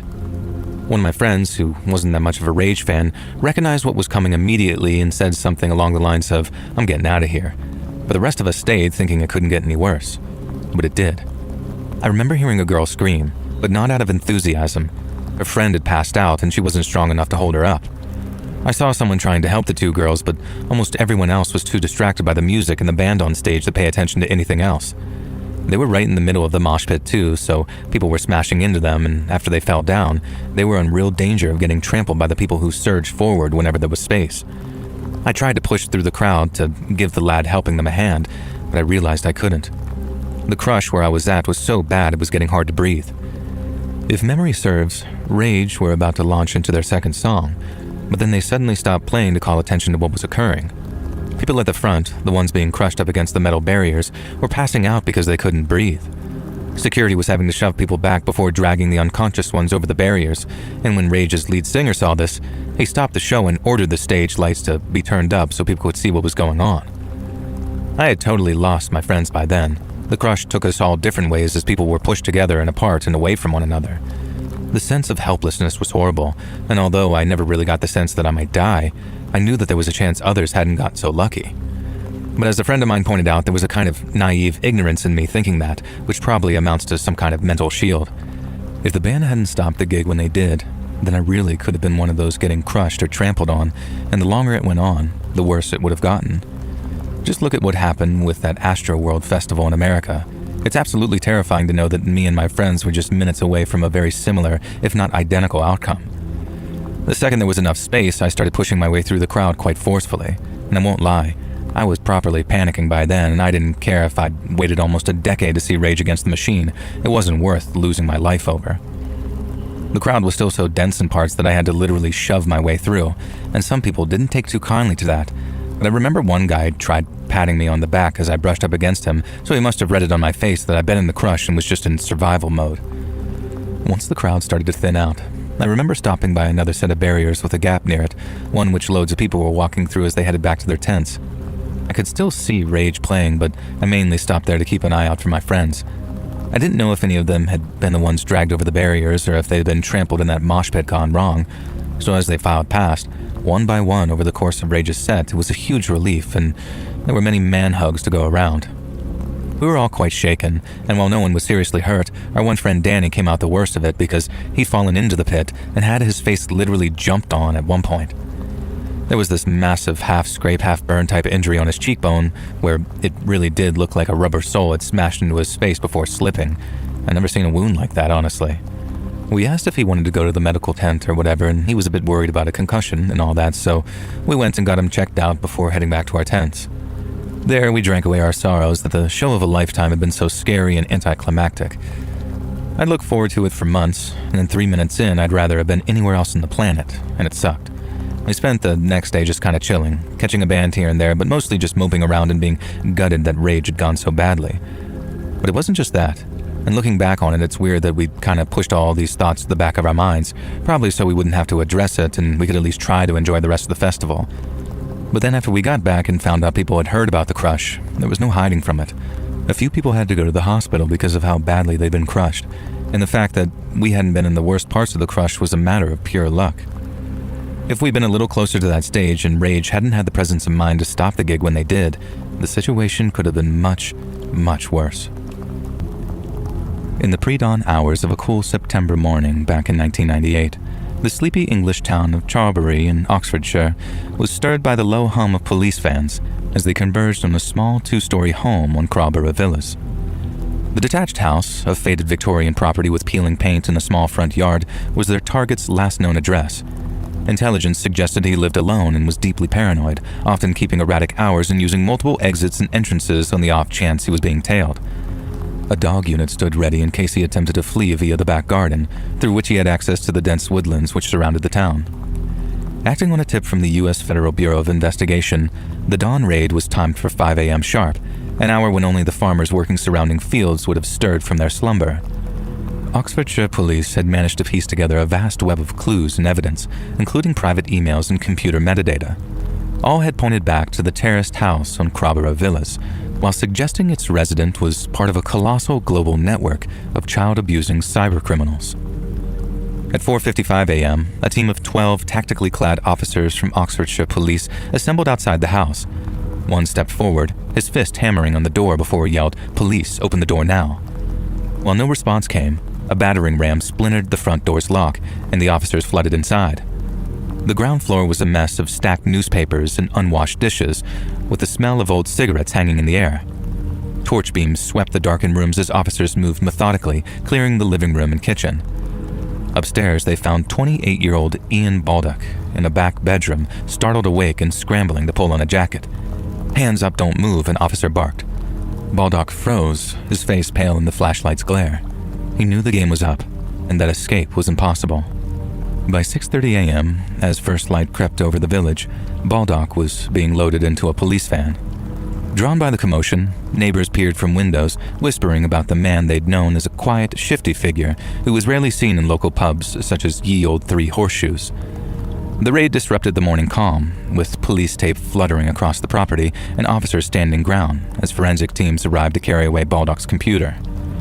The seizure and arrest resulted from months of solid work, with Baldock being the first domino in a chain that would eventually take down one of the world's largest child exploitation networks. This is the story of Operation Cathedral. Launched in 1998, the advent of Operation Cathedral stands as a pivotal moment in the fight against child exploitation on the internet. It specifically targeted the Wonderland Club, a secretive international child exploitation ring that operated entirely online. The club's name, taken from the Lewis Carroll story Alice's Adventures in Wonderland, masked a horrifying reality. They constituted a network of individuals who produced, shared, and traded in child exploitation material on an unprecedented scale. The operation, which involved law enforcement agencies from multiple countries, not only dismantled the club, but also exposed the complexities of combating cybercrime at a time when the internet was still relatively new. The investigation that led to Operation Cathedral began in the United States in 1996. When the FBI uncovered evidence of a large-scale child exploitation material network during an unrelated investigation into domestic cybercrime. This initial discovery became part of a broader FBI operation known as Innocent Images, which aimed to combat the growing problem of child exploitation on the internet. As the operation progressed, the FBI uncovered a group of individuals who were using the internet to share material. Yet after just a short period of surveillance, it became clear that they were part of a much larger international network, the Wonderland Club. The Wonderland Club was not some loosely affiliated group of perverts, but rather a rigorously structured hierarchy that enforced strict membership rules. In order to join, prospective members not only had to provide the organization with at least 10,000 images of child exploitation, but they had to ensure these images had not already been circulated within the group. This requirement made sure that the club's library of exploitation material grew continuously and exponentially, making it one of the largest repositories of such material in human history. The club operated online using encrypted communication channels, which made it difficult for law enforcement to track the identities of its members. They also instituted a strict hierarchical structure, including ranks based on the quantity and quality of the material contributed, with higher-ranking members having access to more exclusive content. It was later revealed that the club had members in at least 14 countries, so given the international scope of the network, the FBI reached out to law enforcement agencies in those countries to coordinate a global response. The UK's National Crime Agency took the lead, working closely with the FBI and other international partners to gather intelligence and plan a coordinated takedown of the network. This collaboration was essential, as the internet's borderless nature meant that no single country could tackle the problem alone. One of the most significant challenges detectives faced in investigating the Wonderland Club was the group's use of encryption and other methods to conceal their activities. Members communicated almost entirely through what are known as anonymous remailers, which strip identifying information from emails and use encryption to protect the content of messages and files. Additionally, the club's decentralized structure meant that there was no single server or hub that could be easily targeted. Instead, members shared material directly with one another through peer-to-peer networks. To overcome such obstacles, law enforcement employed a combination of traditional investigative techniques along with cutting-edge cyber forensics. Undercover officers began infiltrating the club by posing as potential members. Then, once they gained access to the group's communications, they were able to begin gathering evidence on individual crimes. But this was a delicate and dangerous process, as any potential misstep could alert the club's members to the investigation and cause them to scatter into the darkest depths of the internet. Another challenge was the sheer volume of material officers had to sift through.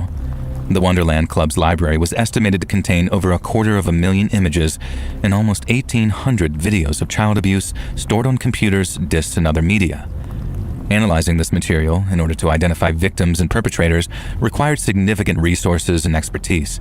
It also forced agencies to develop new tools and techniques to handle the scale of forensic data, including cutting-edge software programs that categorized and matched images to known victims. Yet while it would undoubtedly be a force for good, the investigation also raised important legal and ethical questions. For example, in order to gather evidence, undercover officers had to engage with the club's members, and in some instances, view or even share exploitation material. This raised concerns about the potential for law enforcement to inadvertently contribute to the exploitation of children, even if it was in the pursuit of justice. To address this, strict protocols were put in place to ensure that any actions taken by undercover officers were carefully controlled and that the focus remained on identifying and rescuing victims. Yet the issue is still reminiscent of a Friedrich Nietzsche quote from his work Beyond Good and Evil. He who fights with monsters might take care lest he thereby become a monster. And if you gaze for long into an abyss, the abyss gazes also into you.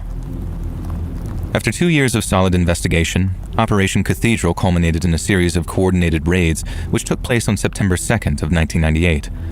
Law enforcement agencies in 13 countries, including the UK, the US, Australia, Germany, and Italy, executed simultaneous search warrants and swiftly arrested suspects to prevent the club's members from warning one another.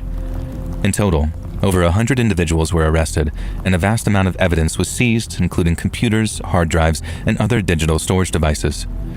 One of the most high-profile arrests was that of Gary Salt, a British man who was found to be a key member of the club. Salt's home contained a large collection of exploitation material, and he was later sentenced to 12 years in prison for his despicable contributions. While over in the United States, the FBI arrested a man from California who was found to have over 100,000 images on his computer. Thankfully, the raids led to the identification of several child victims, including a 10-year-old American girl who was rescued after images of her abuse were found in the possession of a club member. This underscored the real-world impact of the operation, as it not only dismantled the network, but also saved children from ongoing exploitation. Despite the operation being a complete success, the legal outcomes of Operation Cathedral varied wildly depending on the jurisdiction. For example, in the UK, several members of the Wonderland Club were convicted and received significant prison sentences. But while the likes of Gary Salt were sentenced to 12 years, another member, David Hines, received a sentence of just 30 months in prison. In the United States, sentences were much more severe, with some individuals receiving up to 20 years in prison for even the most minor of involvements. But not all arrests led to convictions, and in some cases, insufficient evidence or legal technicalities resulted in charges being dropped. There is, however, a silver lining to that dark, dark cloud, in that it exposes gaps in legal frameworks, especially in countries where laws against child exploitation are either outdated or insufficient to address the scale and nature of the crimes. Naturally, this has led to calls for stronger legislation and better international cooperation to combat online child exploitation, and brick by brick, gaps in the defenses are being filled. Operation Cathedral also had a profound impact on law enforcement practices. It served as a model for future efforts, such as Operation Avalanche in 2001 and Operation Ore in 2002, both of which targeted similar networks. In response to the operation, several countries introduced new initiatives aimed at improving online safety, including public awareness campaigns and the development of software to block access to harmful content. The operation also raised public awareness about the dangers of the internet, particularly for children, and highlighted the need for education and resources to protect them from online predators. By dismantling the Wonderland Club, law enforcement agencies not only brought perpetrators to justice, but also rescued victims and prevented further harm. The operation's legacy lives on in the continued efforts to combat child exploitation online, serving as a reminder of both the progress that has been made and the challenges that lie ahead. As the internet continues to evolve, so too must the strategies used to protect the most vulnerable. But with determination, cooperation, and innovation, even the most secretive and sophisticated criminal networks can be brought to justice. My name's Sarah, and going to a music festival a few years back was somehow one of the best and worst decisions I have ever made in my life. It wasn't a huge festival, and the guys who organized it were total idiots, so I don't want to give them any free promotion by saying which one it was. But it took place in the middle of nowhere, in a whole bunch of fields, and it was mostly EDM all night until dawn. We bought our tickets online, bought camping equipment, and the whole deal. And we were super stoked to attend, and while that first night was amazing, the second night, not so much. A friend and I had been dancing in a big tent together to a DJ we both liked, then after a set was over, we decided to take a break and get some water. Once we were outside, she realized that she needed to go do something related to feminine hygiene.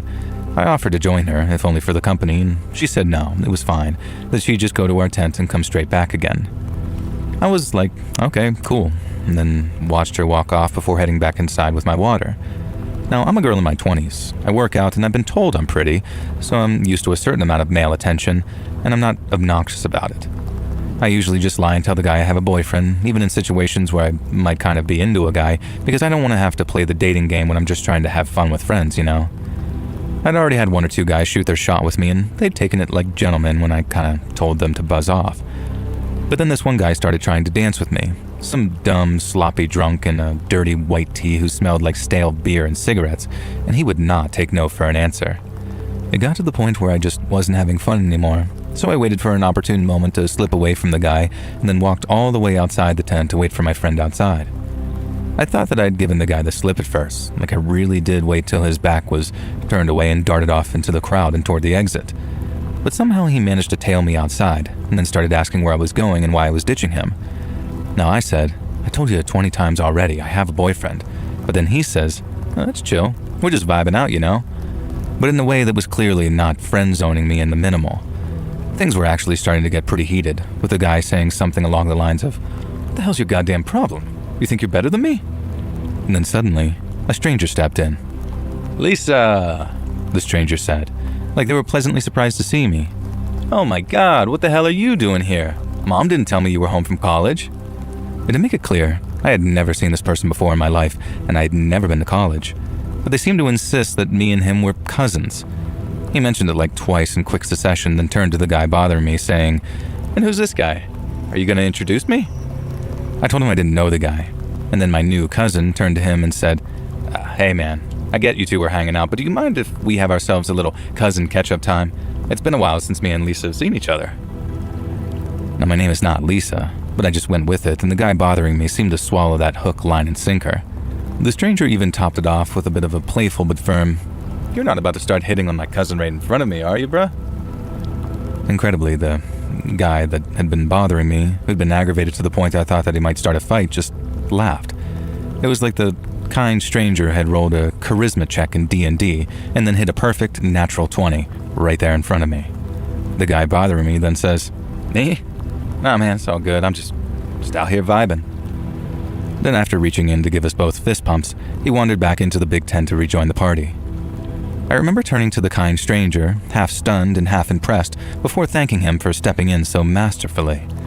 He said it was no problem, and that the cousin trick had worked a bunch of times before. He then introduced himself as Aaron, and I jokingly introduced myself as Lisa before telling him my real name. I explained the situation, and not just that the guy had been bugging me, but that I had been waiting for my friend to come back out from our tent. It then occurred to me that she'd been an unusually long time, like way longer than either of us expected, and that it might be an idea to go check on her now. And I said that to Aaron, saying it was nice meeting him and I was grateful for him stepping in, but that I had to go find my friend because I was worried about her. He then suggested he accompany me to keep annoying guys at bay, kind of like a free bodyguard, and I just say, alright, sure, why not?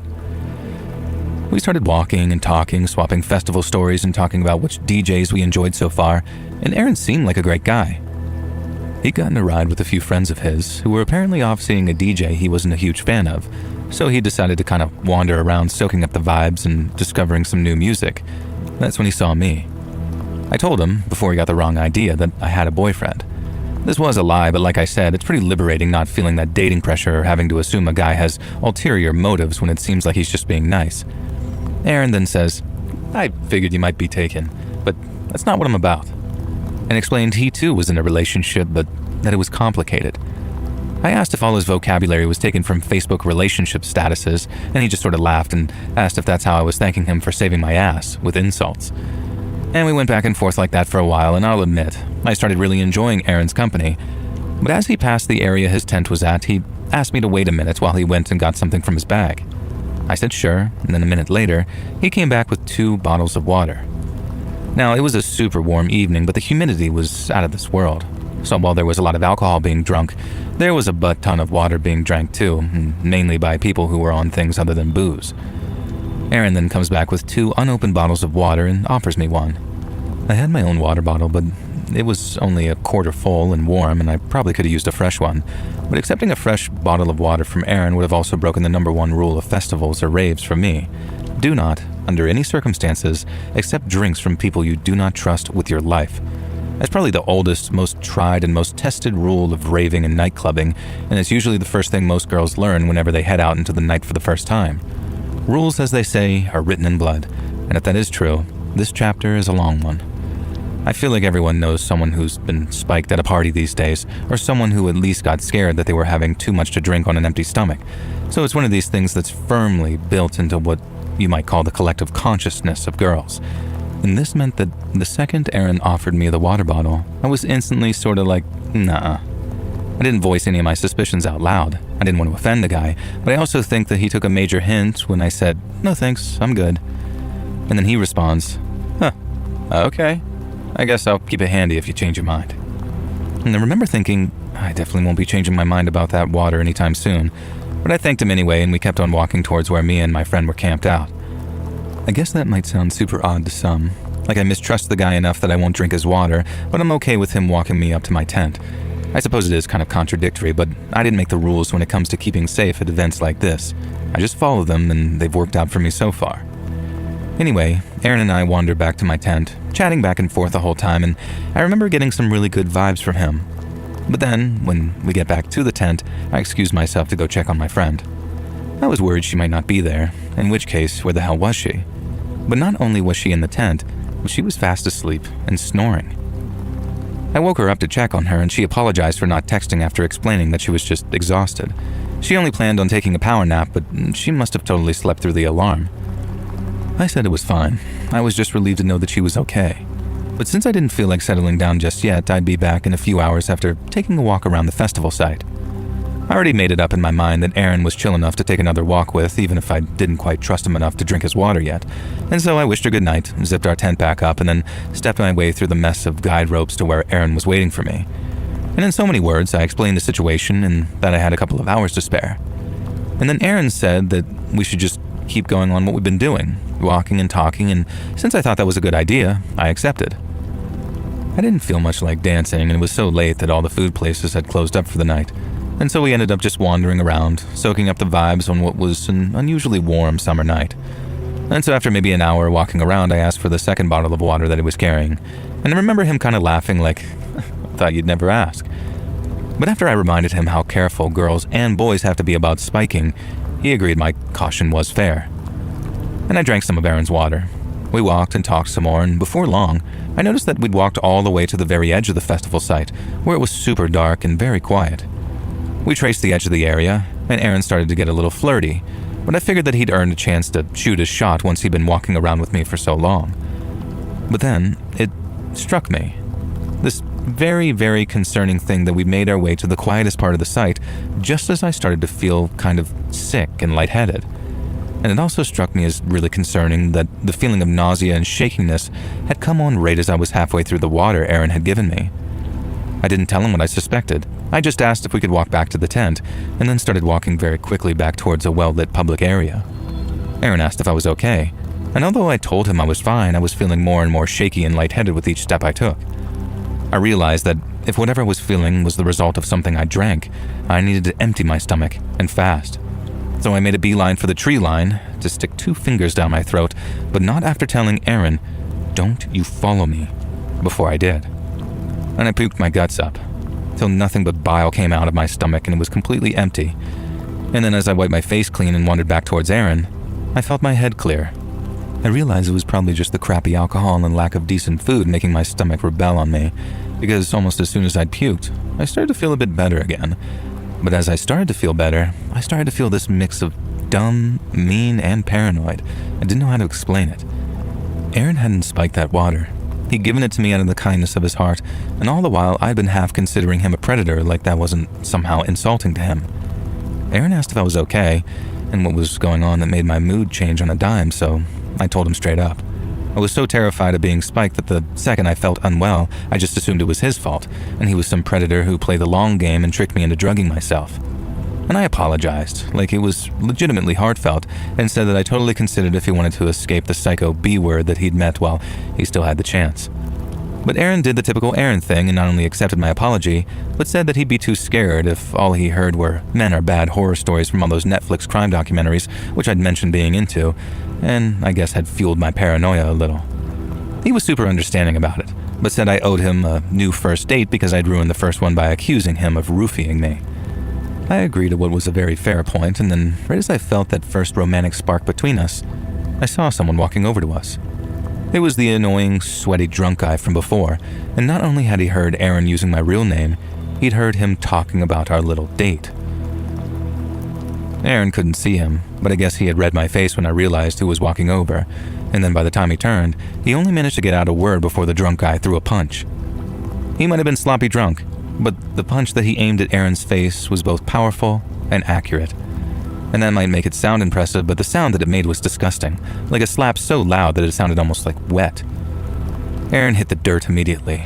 He was knocked out cold, and then the guy started talking. "Don't seem like no cousin to me, asshole," he said, all sloppy and all drunk. "You think I'm stupid or something, huh? Is that it? You think you're better than me?" And I remember yelling, "He can't hear you," at him, but the guy told me to shut up, and then, to my absolute horror, he put his sneaker right on Aaron's head, and then started leaning his weight onto that foot like he was trying to crush his skull. I ran over screaming for him to stop it, pushing the drunk guy off of Aaron before screaming at him to leave us alone. The guy took one look at me and then punched me so hard in the nose that it was immediately dripping with blood by the time I found my feet again. My whole face was on fire from the pain of having my nose punched like that.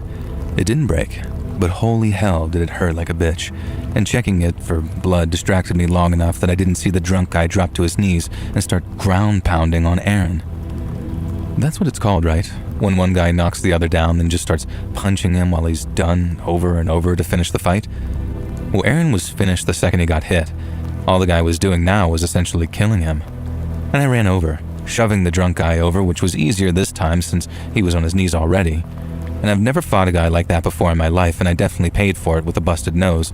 But my God, did it feel good to get a few solid smacks in while he was down. I'm glad I did too, because the next second, he was up and had a hand around my throat. But it couldn't have been there for more than a second before someone noticed us and started yelling. The next thing I know, the drunk guy is throwing me to the ground, and by the time I got up again, I saw maybe 5 or 6 guys running over and pushing him off, saying, "You hitting a girl, bruh? What is wrong with you, dude?" All that kind of stuff. The drunk guy threw a punch at one of them, then he took one back that knocked him on his ass. The group showed restraint. They didn't mob him. Instead, one of them got the drunk guy in some kind of judo hold, like grabbing the guy's arm and pulling it, and then he was in way too much pain to do anything but lie there till security essentially showed up. And while security took care of the drunk guy, I asked the guys who came to help me to go get medical help, and they did. A few minutes later, a bunch of first aiders showed up as Aaron was starting to wake up, but by that point, his face was a total mess. The drunk guy had connected with a solid few punches, and his nose, eyebrow, and bottom lip were all bleeding pretty heavily. The medical folks got him on his feet, and then I accompanied him to the little medical tent where he got some basic treatment while being checked out for more serious injuries. It was almost 3:30 in the morning by that point, so Aaron had to call his brother over and over until he woke up. He really did not want to drive all the way out to that festival to give him a ride home, but the moment he heard how badly Aaron was hurt, he jumped out of bed and promised to be there within an hour. Aaron and I waited together on that dirt road that led to the site. Then not long after, his brother showed up, mad as hell about what had happened. We swapped cell numbers before they drove off. And the next day I spent almost the whole ride back texting with Aaron back and forth and arranging that date that I'd promised to let him take me on. And we've been dating ever since. In fact, Aaron is the longest relationship I've ever been in, and we're still going strong almost 3 years later. He sometimes makes fun of the way we first met. Like sometimes he'll bring me coffee and say something like, "Careful now, you don't know what I might have laced that with." But I take it on the chin because nothing worth having comes easy, and trust when I say, it's hard to come by. Over the past few years, lurking among the digital shadows of the World Wide Web, a predator had been exploiting the very platforms meant to offer comfort and community to those in need. It's a case so brutal, so calculated, that Hamburg's chief prosecutor would say, the acts exceed human imagination. And while that might sound like hyperbole, the details you're about to hear will prove otherwise. This is the story of the Hamburg grooming case. Our story begins in the German city of Hamburg, but its reach stretches across the globe. Arrested in June of 2025, the perpetrator is a 20-year-old man known online by the pseudonym White Tiger. His identity remains a secret due to strict German privacy laws, but his actions are now infamous. White Tiger wasn't just any predator. He was methodical, sophisticated, and deeply insidious. He stalked anonymous online help forums and chat rooms, places designed to support individuals struggling with mental health issues. These were supposed to be safe havens. Instead, they became his hunting grounds. Posing as a sympathetic and similarly aged peer, White Tiger would initiate contact with vulnerable young people and would specifically seek out those already suffering with depression or other mental health conditions. Then, what started as feigned empathy turned into coercion, blackmail, and control. He'd slowly build trust, engaging them in conversation about their struggles, and then once he had them ensnared, the mask would slip. Once in possession of embarrassing or compromising information, the White Tiger would coerce his victims, some as young as 11 years old, to produce obscene or violent content. For example, he would force victims to send illicit or disturbingly violent photographs, which he then downloaded as trophies, which would facilitate further blackmail. So far, German police have identified a total of 8 confirmed victims, aged from 11 to 15. Each one was targeted because of how vulnerable they were before the White Tiger dragged them into a nightmare. Among them, 2 cases stand out for their particularly devastating outcomes. First, there was the 14-year-old girl from Canada who required hospitalization after enduring months of abuse. She survived, but the scars, both physical and emotional, will remain for the rest of her life. But it's the 13-year-old girl from the United States who suffered the most tragic turn of events. After being groomed horrifically over an extended period of time, the boy was coerced into prematurely terminating his own existence during a live-streamed video. The boy, who has never been publicly named due to his age, was already struggling with mental health issues. He turned to an online community for help, but the only thing waiting for him was a monster, one who recorded his death and kept the video as a trophy. Perhaps even more sickening is the fact the White Tiger's victims might number in the hundreds, yet these children aren't just statistics. They were kids seeking connection, understanding, and support. Instead, they found a predator who weaponized their trust and inflicted lifelong trauma. What makes this case even more disturbing is how the White Tiger operated. He didn't just download his trophies for personal use. He live-streamed them on the dark web to broadcast his victims' suffering in real time, creating a grotesque spectacle users could relive over and over. And he wasn't acting alone. The White Tiger was part of a larger, more sinister network known as 764, a vile group of online predators identified by the FBI as specialists in exploiting minors. This wasn't just one predator. It was organized abuse, perpetrated by people who share tactics and content across international borders. FBI Director Kash Patel recently called the network deeply disturbing, before stating that federal agents were investigating hundreds of cases tied to 764. On June 17th of 2025, and acting on a tip from the FBI, Hamburg police stormed an apartment somewhere in the city. Inside, they found White Tiger, who turned out to be a 20-year-old man living with his parents. The FBI's intelligence, gathered from monitoring 764 and other similar networks, was crucial, yet the arrest of the White Tiger was only the first step in delivering justice to his victims. In court, and despite the overwhelming evidence against him, White Tiger denied any and all wrongdoing, and as of June 2025, prosecutors are still finalizing charges while grappling with the international scope and sheer volume of offenses. The Hamburg grooming case isn't just a tragedy. For parents, educators, and policymakers, it's a stark reminder of the need for vigilance. It exposes how predators exploit the internet's anonymity to target the vulnerable, turning safe spaces into their hunting grounds. Children need to be taught the signs of grooming, such as extensive personal attention, requests for secrecy, or pressure to share explicit content, while adults must learn to monitor online interactions without stifling independence.